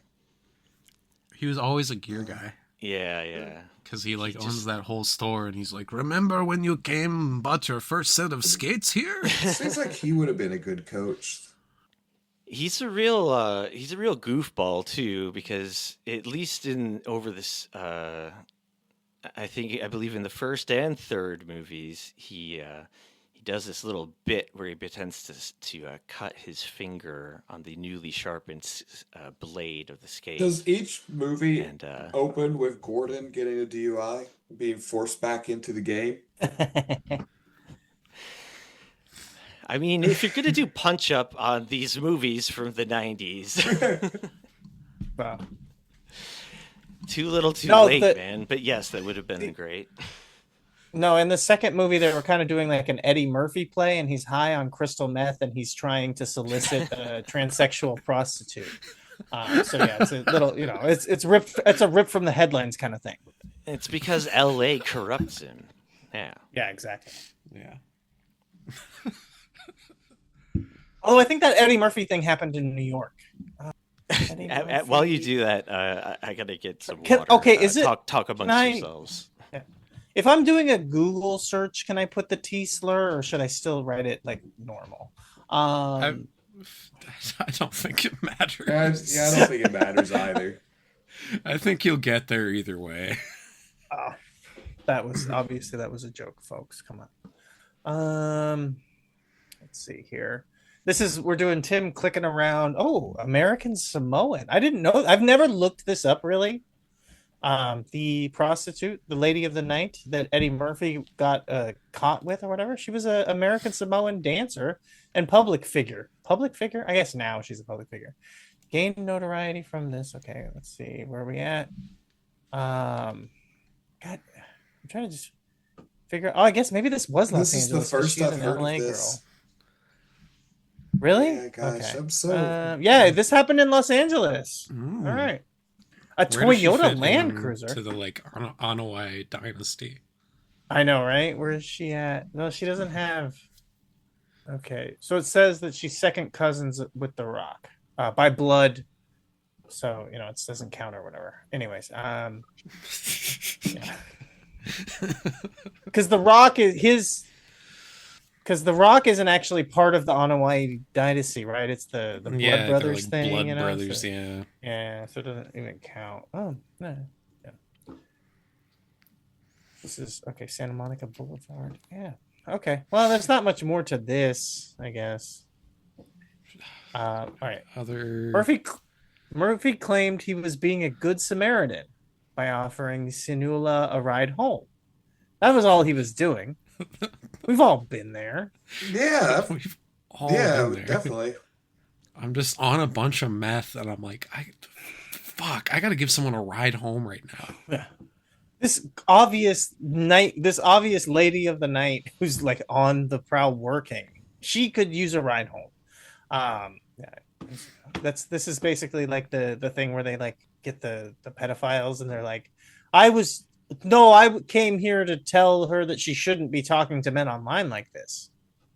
Those guys are always the best. I love those guys. I was kind of doing like a scared straight thing, and then we forced them to drink the bottle of Frank's Red Hot. Yeah. That's so good. Oh man. Speaking of elite pedophiles, the term cake eater. What do we think? What is that? I have no idea what that was supposed to be. I am also. It is a real thing, and it is really a very specific Minnesota thing. So the screenwriter did his due diligence here. But whenever Jesse said it, I couldn't help but feel like it had to be. I don't. It just came off as racial slur-esque. Sure. Well, that's what I thought it was. It was like cracker, basically. That's what I thought 100% too. And I was like, that seems like I know this movie is pretty proto-woke, or PC as it would have been called in its time. In certain ways, having two female team members that aren't like tokenized as being female. I would say is one aspect of that, honestly. But no, it's all about the specific suburb of Minneapolis, Edina, which is where the star of the rival Hawks team is from, and who gets like redistrict into having to be on the His name was like loser-ass Adam, team, right? the Ducks. Yeah, Adam Banks. They all hate Adam him, right? Banks, up and coming star. Yeah. Yeah, and they call him a cake eater, and it fits because it's specifically linked to this very well-to-do suburb, Edina. So he could afford and cakes. I was thinking it was like it's a linked classist thing. It's a classist thing, but it's not about affording Yeah, cake. It's in reference to let them eat He's a cake. well-to-do Is what person I'm that can reading eat here. cake. Those kids have never tried cake. Yeah. In the 90s, I mean, fuck, I had barely even seen a cake. I didn't know cake existed at that time. It also says, Yeah. Birthdays, I would just get some white bread with sugar on top. But we used to listen to the band Cake and we'd be like, this is such a crazy name. How did they come up with it? It's such a random first time I've ever heard this word. some cake eaters leaned into this. It says, over time, the suburb has embraced the term, with some teams using Edina cake eaters as a moniker. So they're doing the kind of they're taking it back. Only we can use that word kind of thing. Or they're just genuinely rubbing the class warfare in everyone's face. They start every game eating cake. Yeah, that's right. It's got a carbo load. Again, Jason, it's in reference to like the French Revolution. I know about the French Revolution. The French Not Revolution literally. is where they cut a lot of cakes with guillotines and then shared them among themselves while the poors watched. Yeah, there was a revolutionary new way to serve cake. Right. Got it. I was trying to find, because when you mentioned that this movie was proto woke / PC, I was trying to find if there was any like online history of Bill Maher talking about the Mighty Ducks movie, because I'm sure it would be very funny. But instead of finding anything, because I was like just looking. Yeah, I wish I found anything, but unfortunately, this is going to take a deeper search to actually find anything. But what I did find is that actor Joshua Jackson, who I guess plays Charlie in the movie, he's one of the main characters. He was just recently on the Kelly Clarkson show, and he was on there to say the death of James Vanderbeek was a wake-up call to get tested for cancer. So, yeah, that's good. That's a good world that we live in, that is a thing that I can add up together and have it make sense. So, yeah.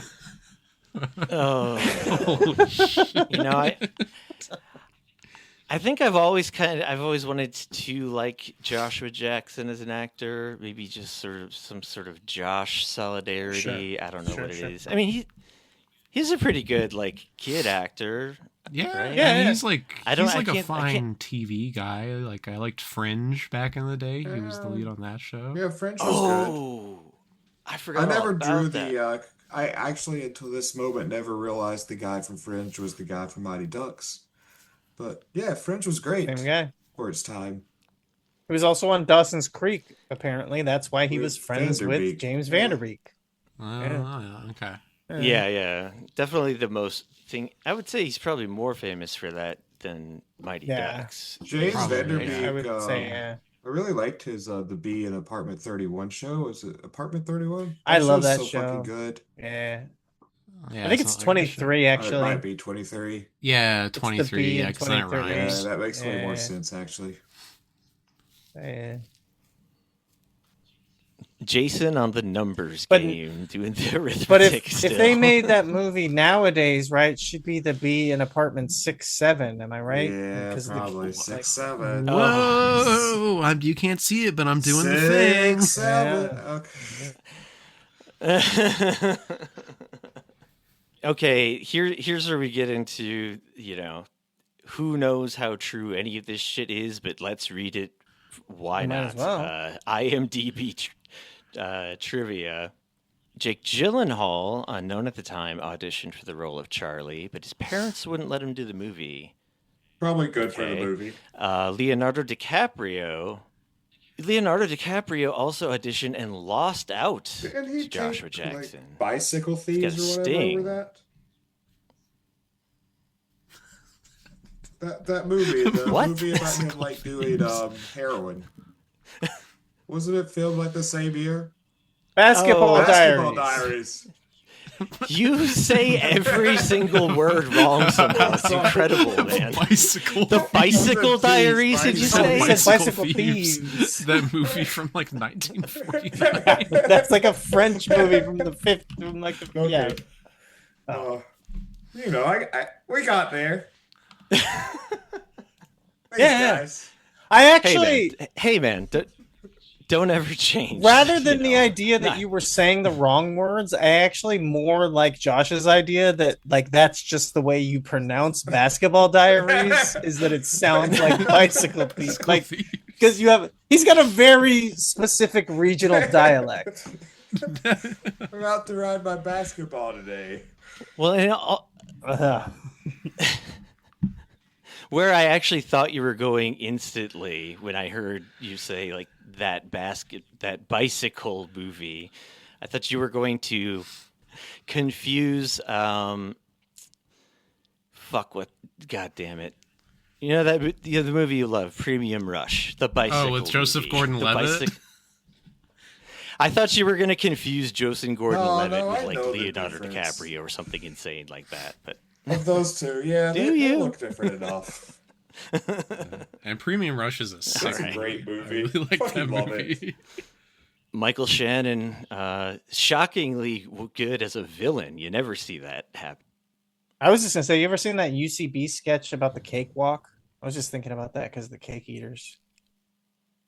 1,000,000%, and that's like a season 3 sort of rare. Yeah, one. but that's okay. So that good pull. like the idea of a cake eater. When they say it, I think of that. Like the city man people walking no around cakes. when they're talking about city man come around and he's stealing all the cakes, right? That's why they don't trust him. Oh, right. Because he's coming around. The slick city man comes around and he steals the cake. That's why he's the cake eater, because he's like here to fool us country folk out of our cakes. Anyways, sin eater, cake eaters. There's something there. I don't know. Let's marinate on it and come back to it later. So this is what I'm thinking. Remember that one? Oh Cake yeah, farts? Anybody?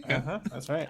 We're getting there. Classic internet cake farts. You're a little bit too young for that. Cake farts when that came out, too young for cake yeah. farts. That's before Cole's time. He does have an older brother, so that's why it makes sense. It's an evergreen meme. That's true. I mean, not really, I guess. I don't know if anyone knows about it anymore, but as a kid, I saw it and was like, okay, maybe this stuff's pretty cool.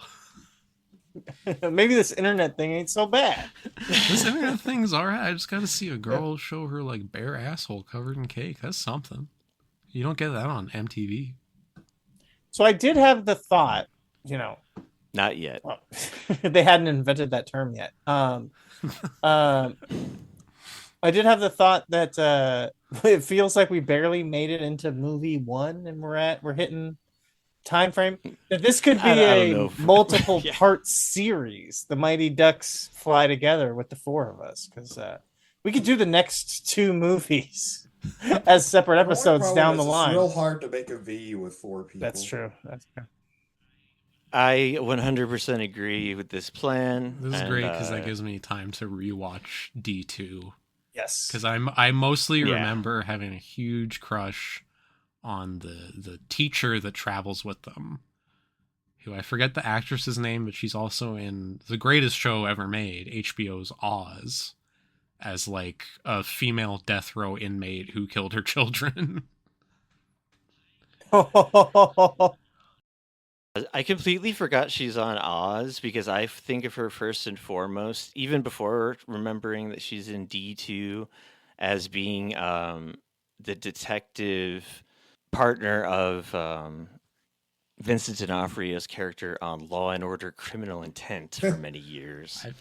Also a great role. Yeah, I likewise had a crush on that pretend hockey teacher person. Friend that was around. I don't know, but when you fall in love with her as like a 9-year-old, and then you're 16 and you watch Oz for the first time and you get to see like her whole fucking everything naked. That was a big full circle moment. That's pretty good.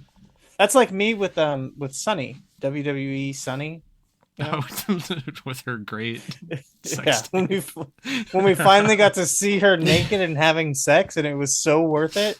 Yeah, it was really hot and cool, and the guy was having a good time and didn't keep going. Stop that! Watch those fucking nails. Oh my god! You know, I think I might have, I might have blocked out her participation at all in the show Oz because.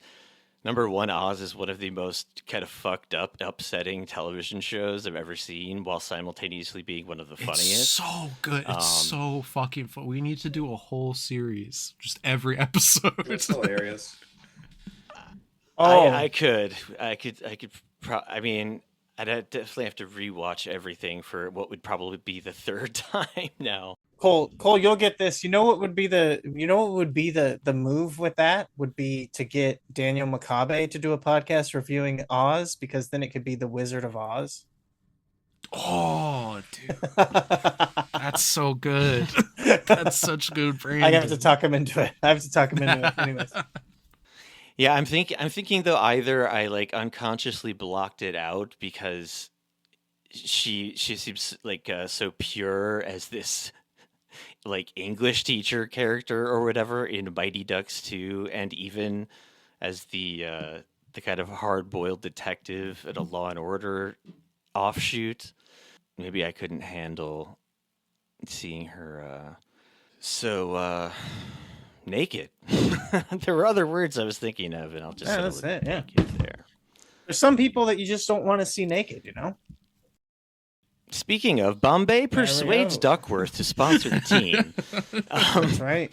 Which is how the name Ducks comes about, if you haven't figured that out. Mr. Ducksworth, sir. Quack, quack, quack, Mr. Ducksworth. I love that part. He just has like a genuine mental breakdown. But he does it like at least twice, I think. He does it early on. He does it early on without the mental breakdown, just as a joke, because he's all like high on winning the case or whatever still, right before he's about to get the bad news. So he's like happily saying the quack, quack, quack, whatever. But yeah, it is funny that is like somehow the origin of the quack chant, as we all know. What that is. Well, I like also that it's just quack, worth quack, quack, firing a very successful lawyer who's making like 7 figures because he wants like zoning laws to be enforced. Oh, right. I was just about to say he doesn't get fired initially. You're right. Yes, but when he pulls that whole quite lawyerly move and gets the star player on a technicality to be moved to their ragtag team. Yeah, that's what ends his legal career, and he doesn't seem to care at all because at this point in the movie he's completely he doesn't hate kids, he loves them now. He's drunk off mom pussy, and he loves hockey. Yeah, no, he loves Charlie's mom. Yeah, and it's like it's all worth it for that stuff, which also makes it hilarious. That in D2 she just doesn't fucking matter at all and like isn't even mentioned. Yeah, so she does not show up. She's I think not even mentioned. We'll talk about it on the next D2 episode. That's a very realistic timeline for, stepdad relationship status. It's like for the first couple of years he's obsessed with the mom pussy, he's drunk off the mom pussy, and then like after a few years he's gotten enough of it, and then now he's just busy with the kid and they're building like a special type of trunk installed roll cage so that you can be able to get a clean shot at politicians as you drive along the beltway. This is a reference to the DC sniper and his stepson. If anyone gets that one or not. You know, sorry, I was looking trivia up at Mighty Ducks. They almost cast Bill Murray for Coach Bombay. Oh man, that would would have fucked the sucked whole ass. thing up. Yeah, that would have been so bad. Changed the whole texture. But imagine him being out on the ice skating with his dark silhouette. Yeah. See but the thing is I'm only picturing present day Bill Murray right now, which is making it 10 times funnier to me. I'm thinking of Kingpin's Bill Murray, like Kingpin's Bill Murray with the fucking comb over, the comb over flopping on the ice. That's what I'm looking at. Yeah. Yeah, fucking 50-year-old Bill Murray being like, "Fuck! If I just made that shot when I was 9 years old." You know, you know, I won't say it would have been a worse movie. I'll just say it would have been a different movie, also worth watching. But yeah, no, you need like there's a kind of intense earnestness mixed with.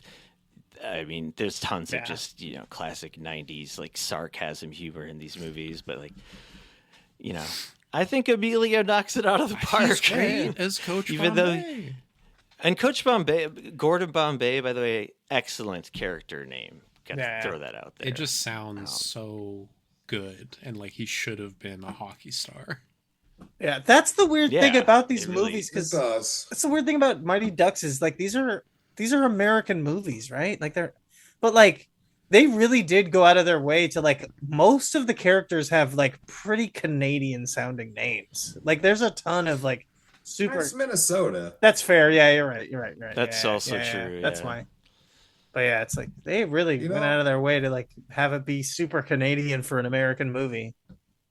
I kind of forgot about it until today, but the first episode of the Mighty Ducks Game Changers TV show was pretty good. I need to get around to watching all that because looking at Rotten Tomatoes, 7% critic, which is pretty high. Pretty good for critics. It's basically like a Cobra Kai take of Mighty Ducks. It's exactly that. That's exactly what I thought. And I think I may have watched all of it, but I couldn't tell you for sure. But it's definitely doing the like 35 years later, let's cash in thing. But even for that, I do remember it being kind of just like, again, just inject the nostalgia into my veins. This is just the purest white china of the shit. But did anyone else watch the fucking TV show? I thought it was going to be bad. I watched one episode. I just know that it has like insane like reviews. Like people really liked it for what it's worth. I liked the first episode and then kind of forgot about it because I think there were other TV shows I was actually more into at the time, and there's so much content. It's hard to like actually get to all of it.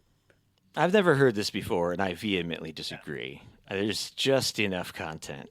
Some say not enough. I did want to reference the animated series because I thought that it's just insane. It's just absolutely insane that they made 3 movies about kids playing hockey, and then they were like, all right, this branding, this Mighty Ducks branding is hot, but we got to like transition completely away from any concept that has to do with it and turn it into like weird alien Ninja Turtles ducks. Yeah, it was just like doing Ninja Turtles. It's just Ninja Turtles. But it was like the Ninja Turtle craze. Yeah, but reskinning it as alien ducks to play off of like this IP, and it's just absolutely not related. It's just like a totally different thing. It's nuts. It's just Disney IP mongering. Right. It's like kind of the earliest form of that. It was very bizarre too, because it's like a whole movie about Minnesota, and it did so well and had enough branding that then the next year they founded the Mighty Ducks, the NHL team in Anaheim. Yeah. Which is still a thing. Like there's a place that I frequent, in the Orange County area that's like right next to the hockey rink / training facility for the Ducks, and like it's still a fucking major hockey team. It's weird.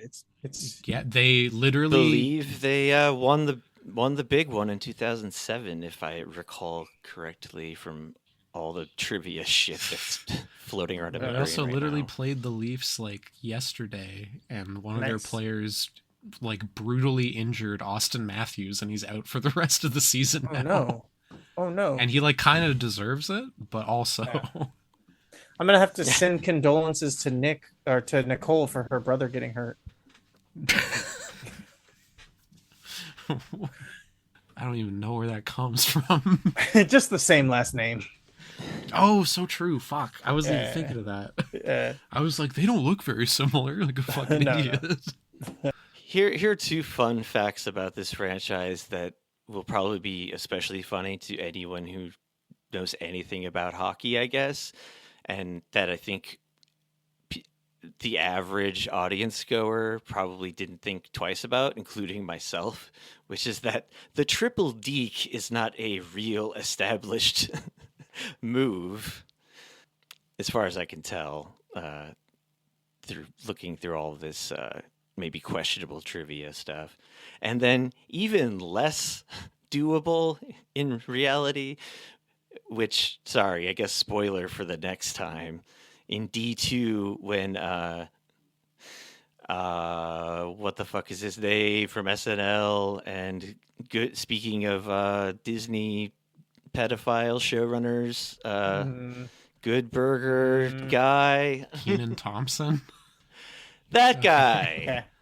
He has this famous knuckle puck move, which apparently, I guess, hockey purists have trashed online as being absolute unrealistic bullshit. Sure. Which I find funny in itself to try to take this children's movie down. A slightly overgrown 11-year-old hitting a puck so hard it rips through the net. That's real stuff that happens. And shatters van windows. Yes, we're referring to the Fulton, the enforcer, or was it the knuckle? Whatever. Well, he gets the hard slap shot. Well, I like in this movie that because in the second one I remember him just being like a goon basically, but in this one he's like their secret weapon, where he just shoots That's what so happens. hard that everyone is terrified to be in front of the puck. Yeah. They, I think, completely abandon that in the second one, and you get the Bash Brothers, which is him and a new character, which we'll talk about next time. Further, the scene earlier in the movie, like, I guess partway into it, just to establish like that the Hawks players are mean. When they all show up on rollerblades and steal their softcore pornography of the Sports Illustrated swimsuit sons edition. Of bitches.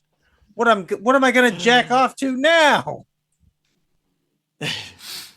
They're just like circling around them, being like, "Oh yeah, you like this stuff? Yeah." It's like, okay, I don't know. And there's a similar sequence in the second one that I remember. That's like a little bit of sex comedy for the kids. it's the little sex comedy for the kids, plus like the Hawks team are so fascistly Nazi coded as to be absurd. But maybe that's just my modern brain reading too much into it. But I mean, there is kind of the classic thing of like the bad guy has like the all black uniforms or whatever, which they do that part, and then Hawk, obviously a predator, predatory raptor of the skies, it's a tough bird. But yeah, they're just doing like Hitler Youth kink shaming, I guess you could say, in that rollerblade alleyway scene. They also all have like the same haircut. Yeah, it seems a little obvious in watching it as an adult now, I guess. They're just Cobra Kai. There is there is an element of that, like the Cobra Kai wearing the skeleton outfits scene in the first Karate Kid. Yeah. Well, I do like the idea that like because they are Nazi coded. This movie that we've already established is like camaraderie and is like this movie has good politics. The Nazi villains aren't just like superficially Nazi, but they're also like on a deeper level Nazi. And that, like Cole was saying, they take their softcore pornography and they're like, "Oh, you guys like jerking off to this? Pictures of naked women? That's fucking terrible because they're gay. Like they're gay Nazis, just like the actual Right. Nazis. They're like all McFuentes. the only." Yeah, they're like, the only way to be true Ubermensch is to be homosexual. You guys are fucking weak babies who like women. I like women, not men. In other words, it was 3 Nick Fuentes Yes. clones sent back from the future. Telling them that fucking women is the gayest thing you can do. Yeah. And that's why our hero team has a straight couple on it. Right. Is the communist straight couple of Connie and Guy. And then they've obviously got the community mother who's handing out pussy to all those who need. To those, how does it work? What is? I'm trying to think of that slogan. To each according to their needs, Their from needs. each Yes, according exactly. to their abilities. Yes, exactly. Yeah, the labor theory of pussy value or exactly. something like that. Yes. And also, another reason the Ducks are anti-Nazi is because their goalie, Goldberg, just like a fat Jewish kid who's like, I want to make it to my bar mitzvah. I gotta say, I was like, I didn't quite. I guess I wasn't clocking the Judaism as much as a child or something. But watching it this time as an adult, it was like, let's say a little flash of kind of race science went through my head. And I was like, Goldberg's Jewish, despite the name? Anyway, do with that what you will. Yeah, He's and they like, make him "Oh, like a little histrionic and whiny as well. Hey, you can't say that, man. There's definitely, yeah. I mean, he's so obviously playing up some stereotypes there when he literally does say, "I'm looking to live to my bar mitzvah." Yeah, because the funny conceit about him early on is that he's the goalie who thinks it's absurd that a goalie has to be hit by the puck at any point. And it's because he's so poor that he doesn't have pads. He just is like kind of fat and has like newspaper taped across his body. Anyway, it's not. I'm not saying that Jewish people are like that. It's kind of like the old Norm joke. That's like, you know how businessmen are racist. Well, they cut out the scene where he says like, "Oh, if you want me to eat all these pucks, you should paint half of them white." What?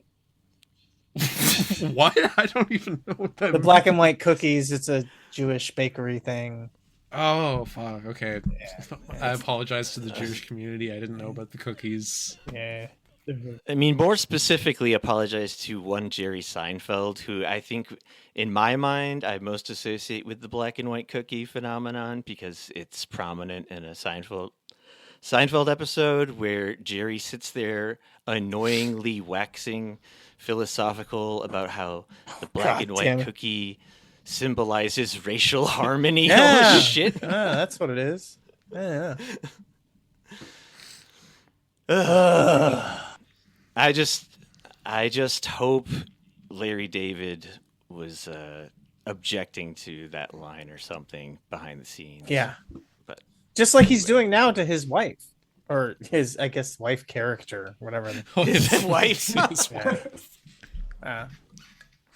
The communal wife. Much like, the communal wife in the Mighty Ducks. Yes, Cheryl Hines getting passed around like the mom in Mighty That's Ducks right. between RFK and Larry David. That's it. Maybe just to continue on with a little bit of the plot before we wrap it up here, because we can't leave people hanging on how this movie ends.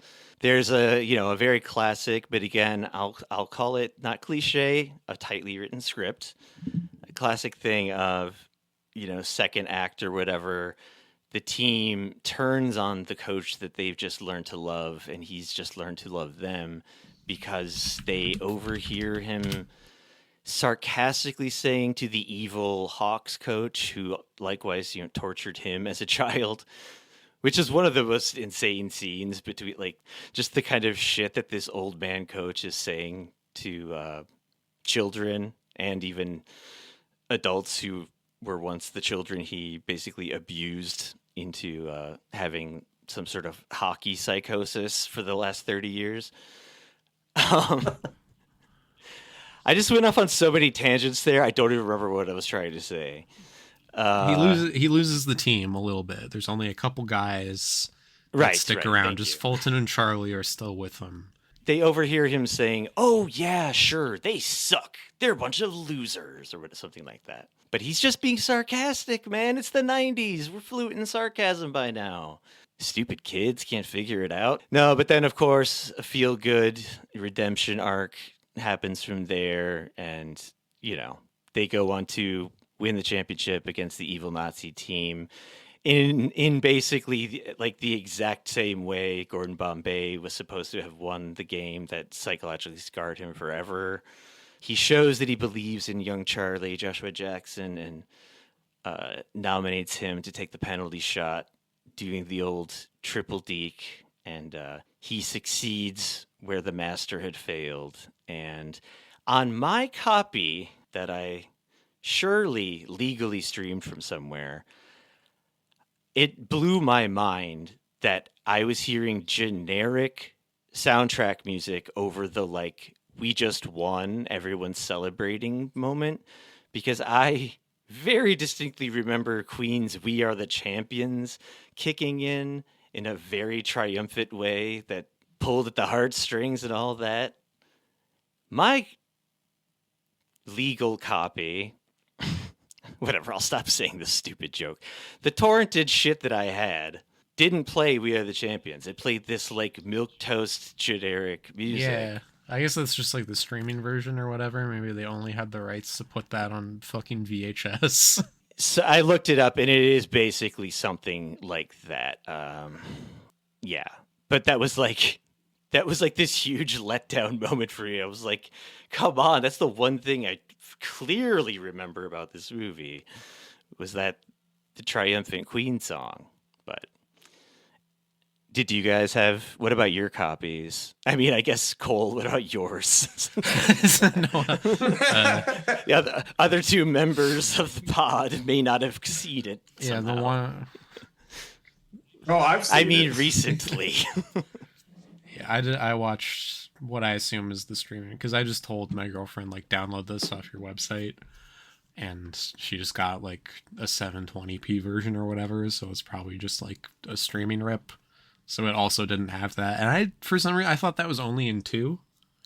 I thought maybe they didn't have the stroke it to have it show up in 1. The reason I know I wasn't just misremembering it, and I guess this isn't the greatest of proof, but I had subtitles on, and the subtitles started playing the lyrics, "We are the champions, we are the champions," nice, while the music was not playing. So that's the only disappointment I had in my viewing experience with this movie, I would say, and I cannot really blame the creatives behind Mighty Ducks for that. You got to blame the suits at Disney, I assume. I have one more complaint, I suppose, about the way the kind of finals game plays out, which isn't a fault of the film, really, as much as it is a frustrating analog to my real-life experience watching sports, where the Hawks are kind of a modern Florida Panthers type team, where they injure Adam on purpose to the point that he has to be stretchered off, and the referee is like... With a neck brace, yeah, I with think. a neck brace, and the referee's like 2 minutes for that. But I thought it was a wrist injury. No, that's in the second one. Oh, okay. Oh, Yeah. I remember now. Yeah. Do they injure Adam every fucking Yes. movie? He's the star, and they're Nazis. They know no other way. It's like he's good enough at hockey that it like makes them not underdogs if he's playing, so they have to injure him. Yeah. That is honestly just a kind of a script writing necessity thing there, which I respect the hell out of. Adam's going to grow up to be so bitter because of the injuries. He can't actually get anywhere with hockey, but he spent like all of his childhood and probably teenage years doing the hockey thing. Oh, that sucks for Adam. Yeah, it's pretty sad. Adam, maybe it's you could shorten that down later on to Al. Maybe that's Al Bundy's story. The star athlete who got injured in his prime and never made it out of high school sports. It's that same kind of guy. I relate to that. And then at some point they just like do something shitty, and Fulton gets pissed off and gets off the bench and like dumps a kid over the boards into the bench, and that's instant game misconduct. You're out of here. Yeah, that's what we call. That's the classic Madman Fulton move. That's what we call that. I wasn't sure if you would get that. Yeah, yes. I remember Ohio versus everything. But yeah, that just felt like watching any Leafs versus Panthers playoff series from the past like decade. It was just basically the same thing where they like the same guy actually on the Anaheim Ducks who injured Austin Matthews yesterday once like choke slammed one of our rookie players to the ice and gave him a concussion basically. Jesus. And then just like sat on him afterwards, and that was like not even like disciplined basically. Man, I really gotta just get into hockey. I mean, watching it at the very least. Okay, to be fair, this is another reference to the the show you get it. Cole gets it. I get a little Letterkenny reference for the fans. To be fair, yeah, a sport where like as you're training as a child, you're basically just getting fucking raped. I think that like getting choke slammed onto the ice is not that big of a deal, right? Well, that's why they do it to prepare you for. It's hazing. It's just making you tough. Holy shit!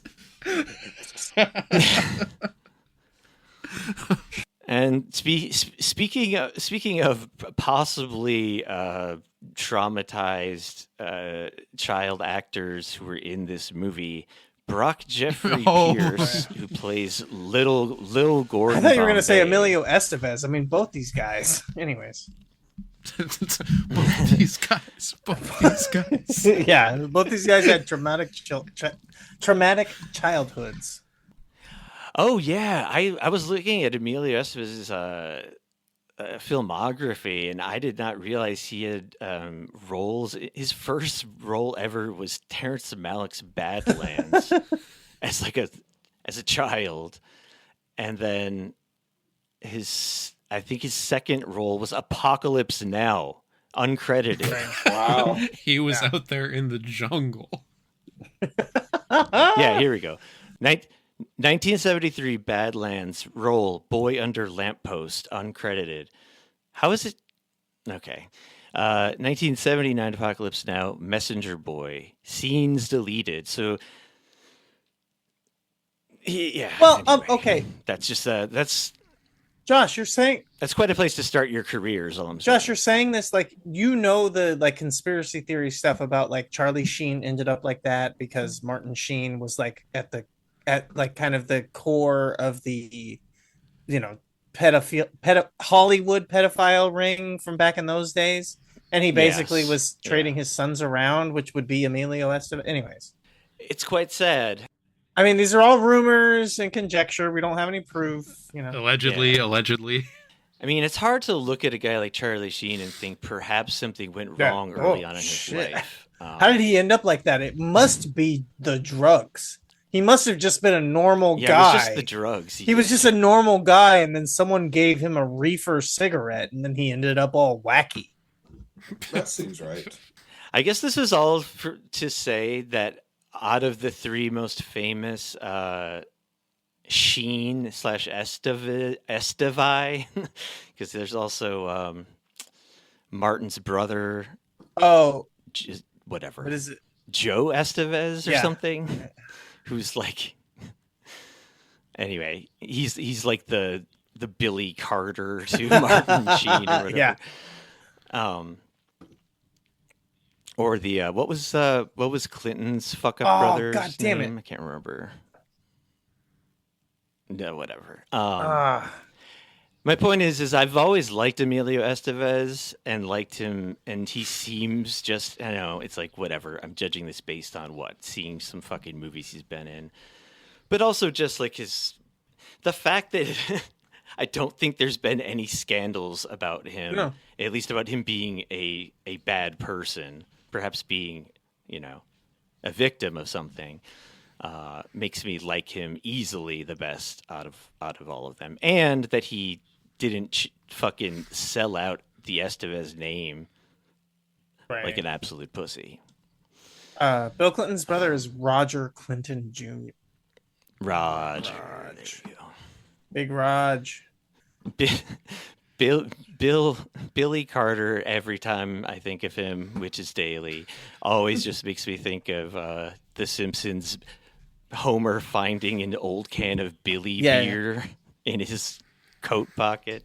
Oh man, good stuff. I need to get a can of Billy beer for the next bottle share.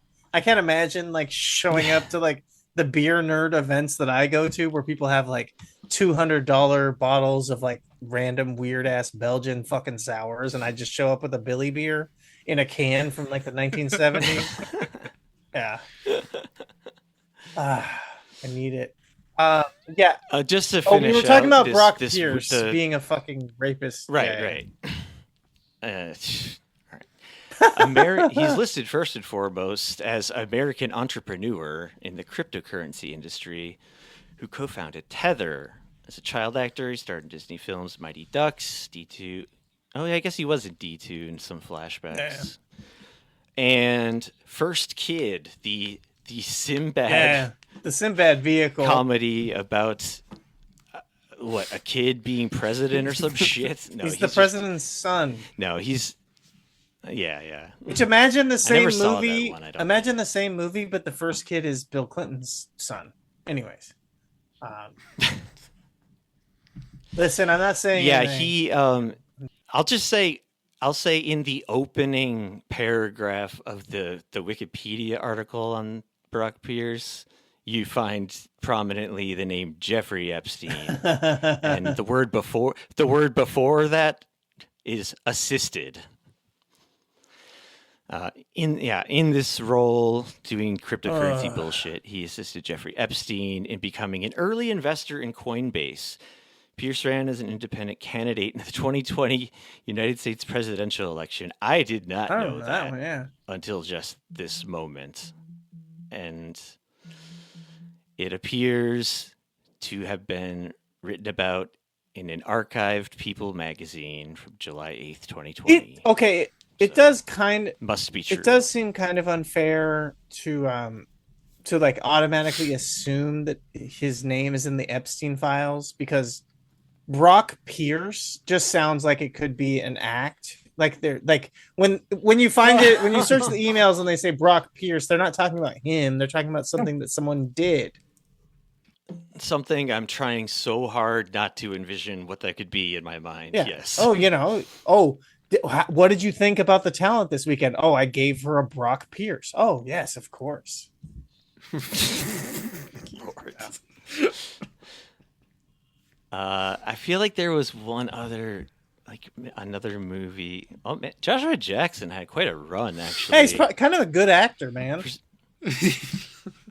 No, he is, but for some reason I got this idea in my head that he like kind of disappeared for some like long period of time or whatever. I don't know. He's just kind of like, he was never like the main guy in something, but like you see him and you're like, oh yeah, you are just like in Cruel Intentions, and that's kind of awesome. But oh hey, he's Canadian. Everything being connected by the red yarn in this episode. He was in 2006's Bobby. I don't know if it was like a major role. Joshua Jackson, that is.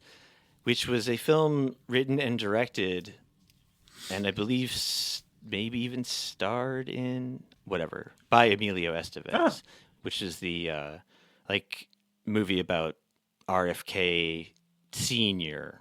Oh yeah, the good RFK is what we call him now. The better one. Um, the far better one. Joshua Jackson was also an apt pupil, which is a crazy ass movie that I didn't realize until right now was directed by Bryan Singer.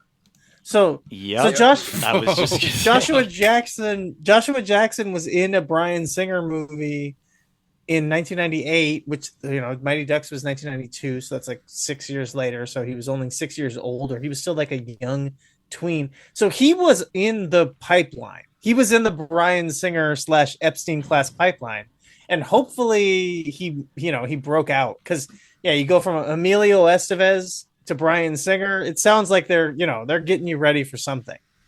Yeah, and also the fact that the star of Apt Pupil, also child actor, who now I feel bad that I'm forgetting his name, who I believe committed suicide. Yeah. Yes. Yeah. At the ripe old age of 25. Basically, he was almost... Cole is almost as old as Brian Renfro was when he died. I am 25 right now, so I guess we're probably roughly the same age. He's hitting the same, yeah. Oh, he was in Ghost World. I didn't even realize that. That's a good movie, too. Oh, yeah, Renfro is in Ghost World. I felt like there was one more thing, but whatever. We should probably... Everybody's final thoughts, if any. The Mighty Ducks holds up. Watch it again. Yeah. I agree. Heartwarming film. Yeah, it actually works for what it is, I guess.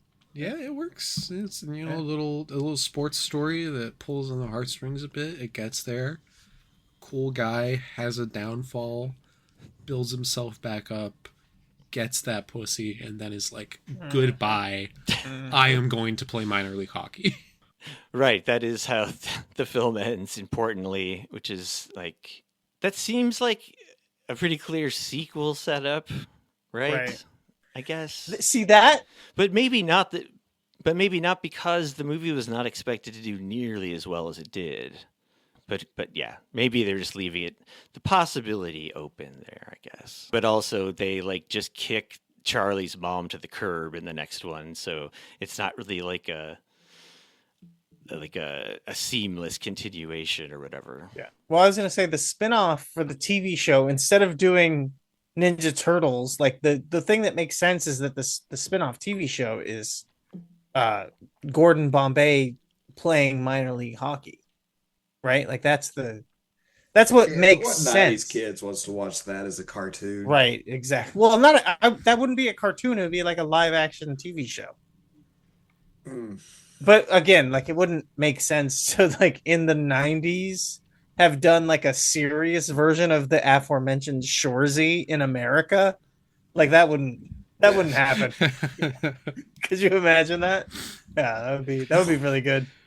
This was the one thing I was trying to remember having read earlier, which is that Brock Pierce, one of the last movies he did, it looks like, as a... Oh no, I guess this was in between Mighty Ducks and First Kid. Problem Child 3, Junior in Love, a movie that looks unwatchable even as someone who has been known to enjoy a so bad it's good movie. Yeah, like Food Fight. I just had to throw out the hey, Food Fight's on a whole new level, man. Let's not rehash this now. But I suppose that's it, right? Yeah. Anybody speak now or forever until the next time we talk about a Mighty Ducks movie.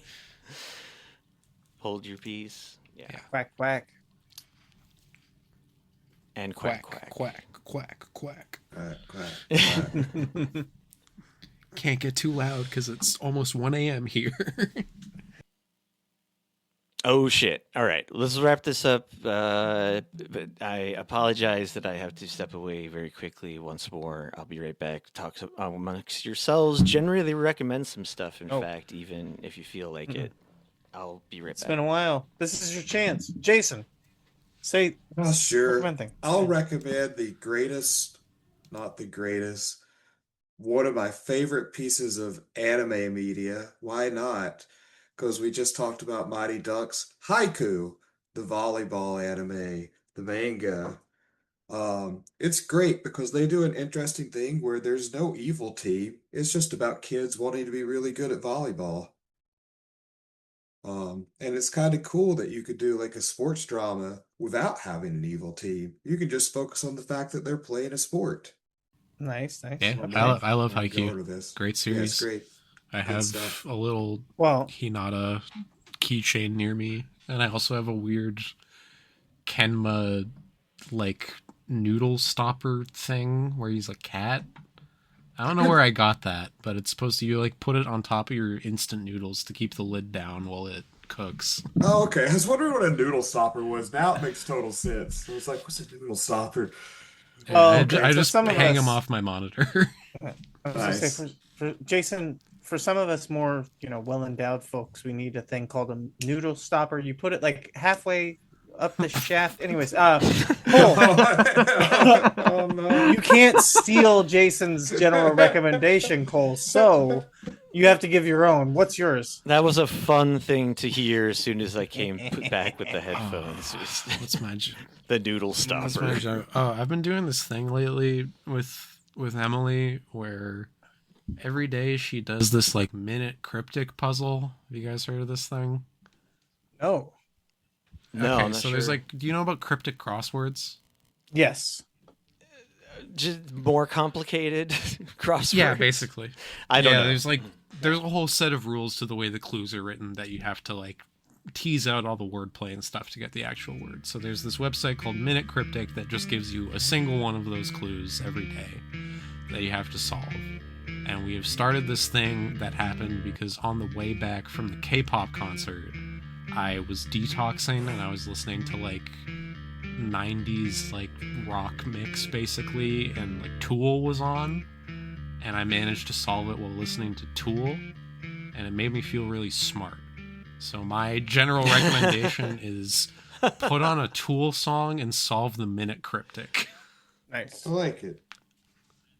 I love it because it also reminds me of a very funny video that I'll send to you later, a Connor O'Malley video, which I don't know if you know him or know his stuff. I saw but it's him live last year.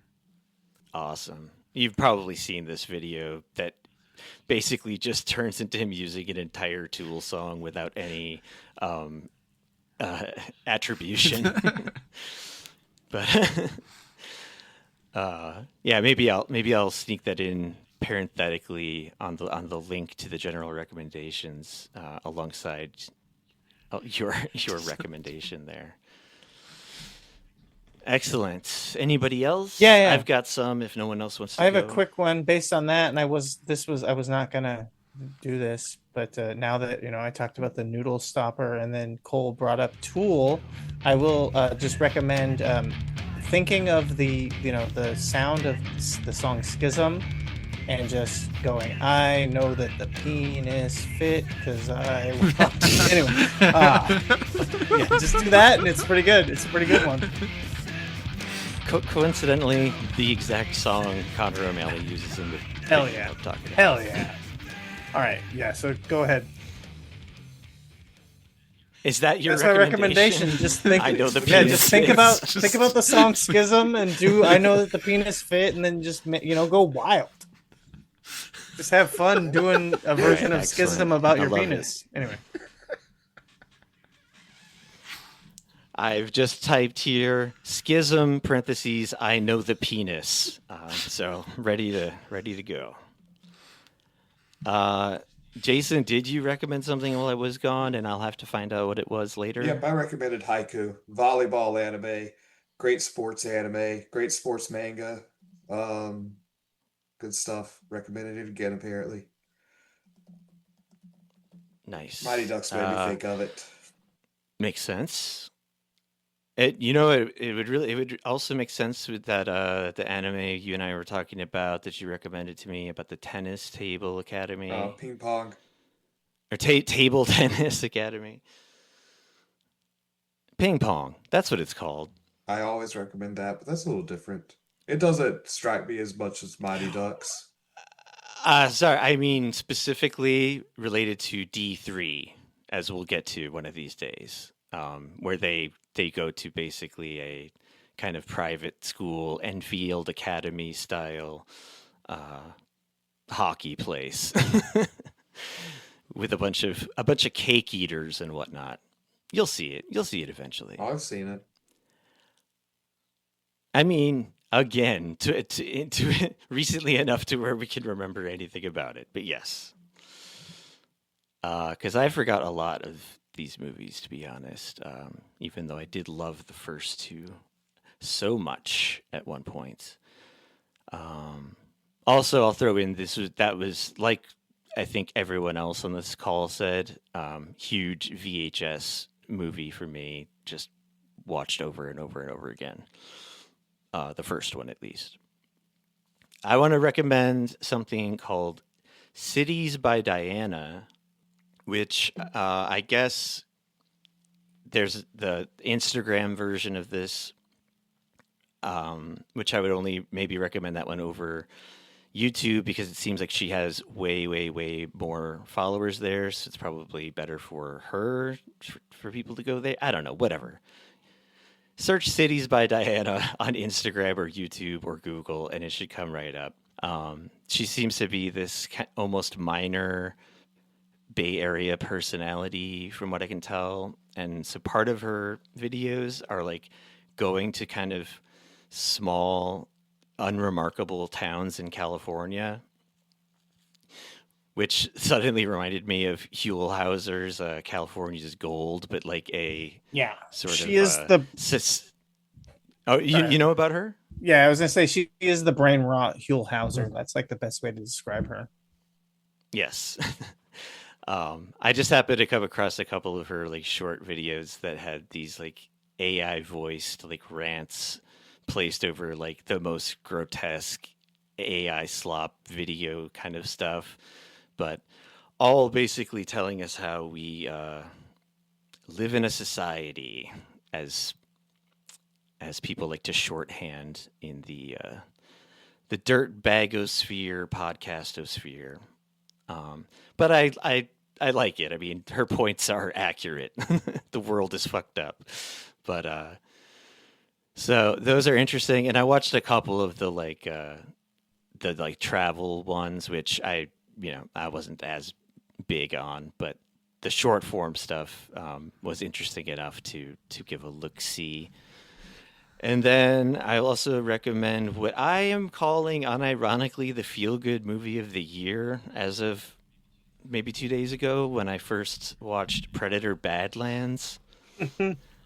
I loved it way more than I expected. Like, I thought it would be like pretty good because I loved Prey quite a bit, and it's the same director. But I think I had actually kind of forgotten that was the case when I started the movie this time. But anyway, it like really sort of surprised me in how, again, to the most overused word of this episode, to be weirdly wholesome on a relative scale of real life destruction and warfare and awfulness. And it also was sort of, if you want to stretch a little bit, camaraderie in its own Mighty Ducks type way of learning that collectivism is superior. That's what the Predator learns. Spoilers. Anyway, I thought it was great. I thought Elle Fanning was like surprisingly charming and hilarious in one of her dual roles, and I strongly recommend it. And then I maybe even more strongly recommend the movie Jason and I just watched the other day, Good Luck, Have Fun, Don't Die. I'm probably going to rewatch it like today because that's how much I liked it and how sort of dense with references and stuff it is. And the fact that Jason and I were watching it while like drinking and having side conversations, even though it was like this incredible movie. But it's basically about a character played by Sam Rockwell, played very well by that guy. Rockwell, even. I'm only saying that he rocks well. Good actor. He does rock well. He rocks incredibly well in this movie where he plays a guy who claims to be from the future, sent to the past to basically save humanity from destroying itself with the singularity, I guess you could call it, AI, screen addiction. Like, that's kind of like that's the literal, I guess, battle that's taking place within the movie. But you could like easily insert like any of these awful things that we're trying to overcome as a society into the message of the film, I guess you could say. But then on top of all of that, I thought it was like incredibly hilarious. Like I was mostly laughing throughout most of the movie. Strong recommendation. Yeah, it's Good great. luck, have fun, don't die. Even just like the opening monologues, just like fucking great.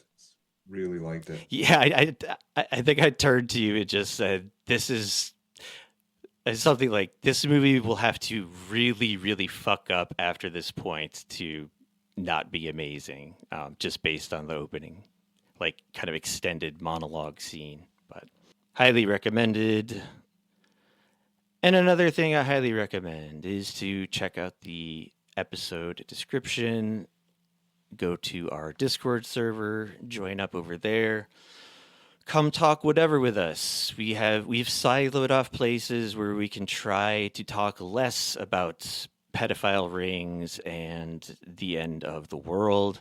And sometimes we just talk about things like Mighty Ducks. So it's not purely a grim, dark place to socialize in a simulated way.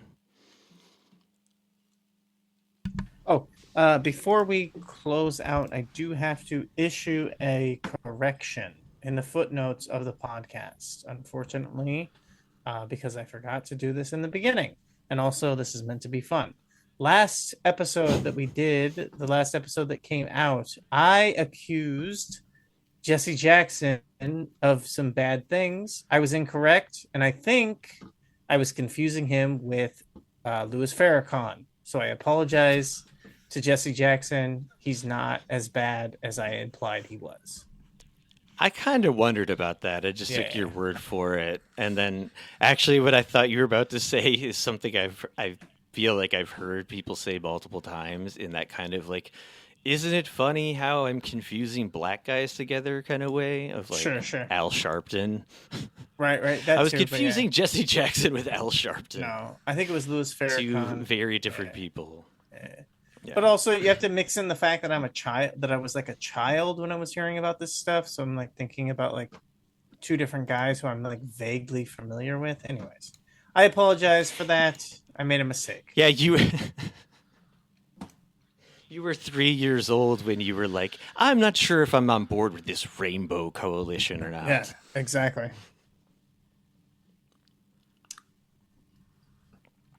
And speaking of exactly, what other podcast do you guys do? I exactly just released an episode of a podcast with my good friend at the aforementioned Daniel McCabe. I almost said his real name, but you know what? That's private. That's just between us friends or whatever. Where we talked about wrestling that was like okay for the most part. It's like it's also just nice to talk to my friend about stuff. So that's the real thing. Listen to it to just like actually, like they do like they say podcasts are friendship simulators.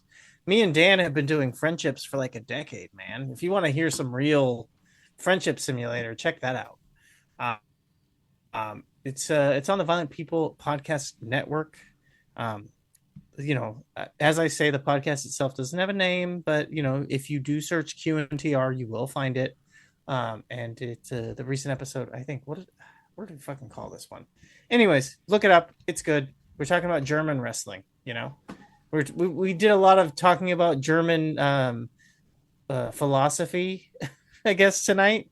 You know, we talk about some German wrestling. Anyways. Oh, Grabhausen.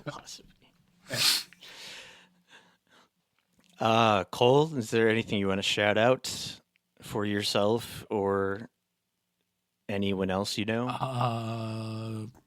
I show up on podcasts on Violent People occasionally, Violent People Radio, or some bullshit I'm doing myself.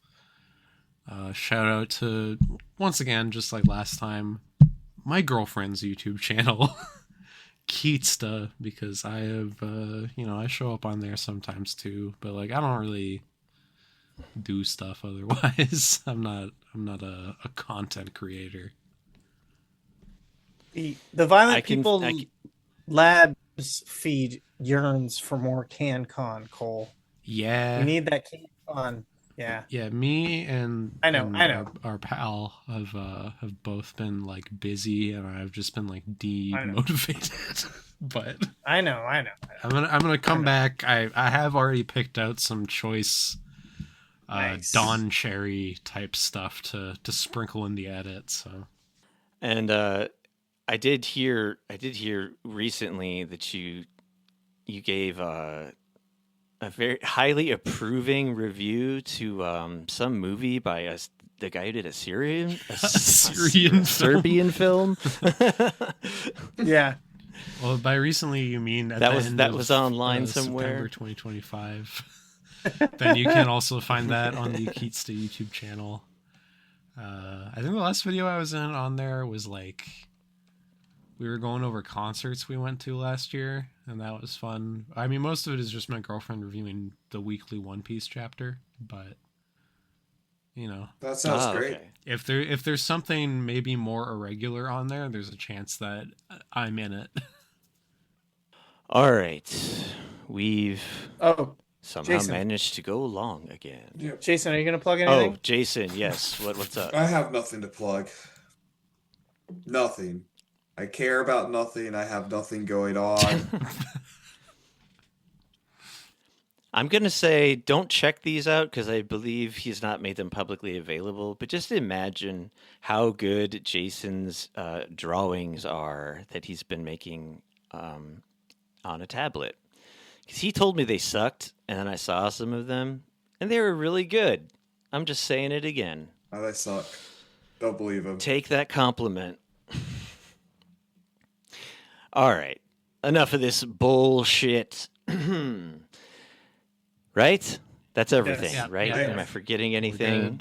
Besides all the stuff that I forgot to say probably throughout this episode. And as Alexander Emmerich Jones always says when analyzing the complex horrors of geopolitics, or when the Pee Wee hockey team he coaches loses the championship due to some dumbass child's abject failure. Now they've done it. Now we stuck our wiener in the electric socket.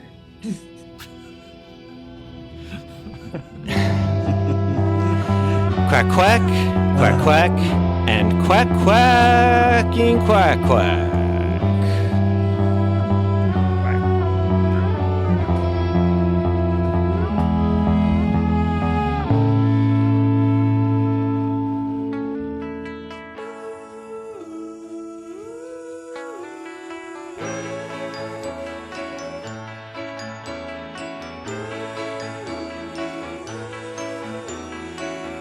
You're sort of stuck where you are, but in your dreams you can buy expensive cars, or live on Mars and have it your way.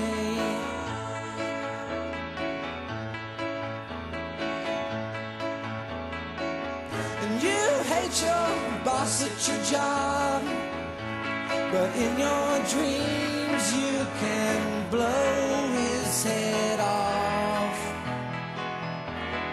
In your dreams, show no mercy.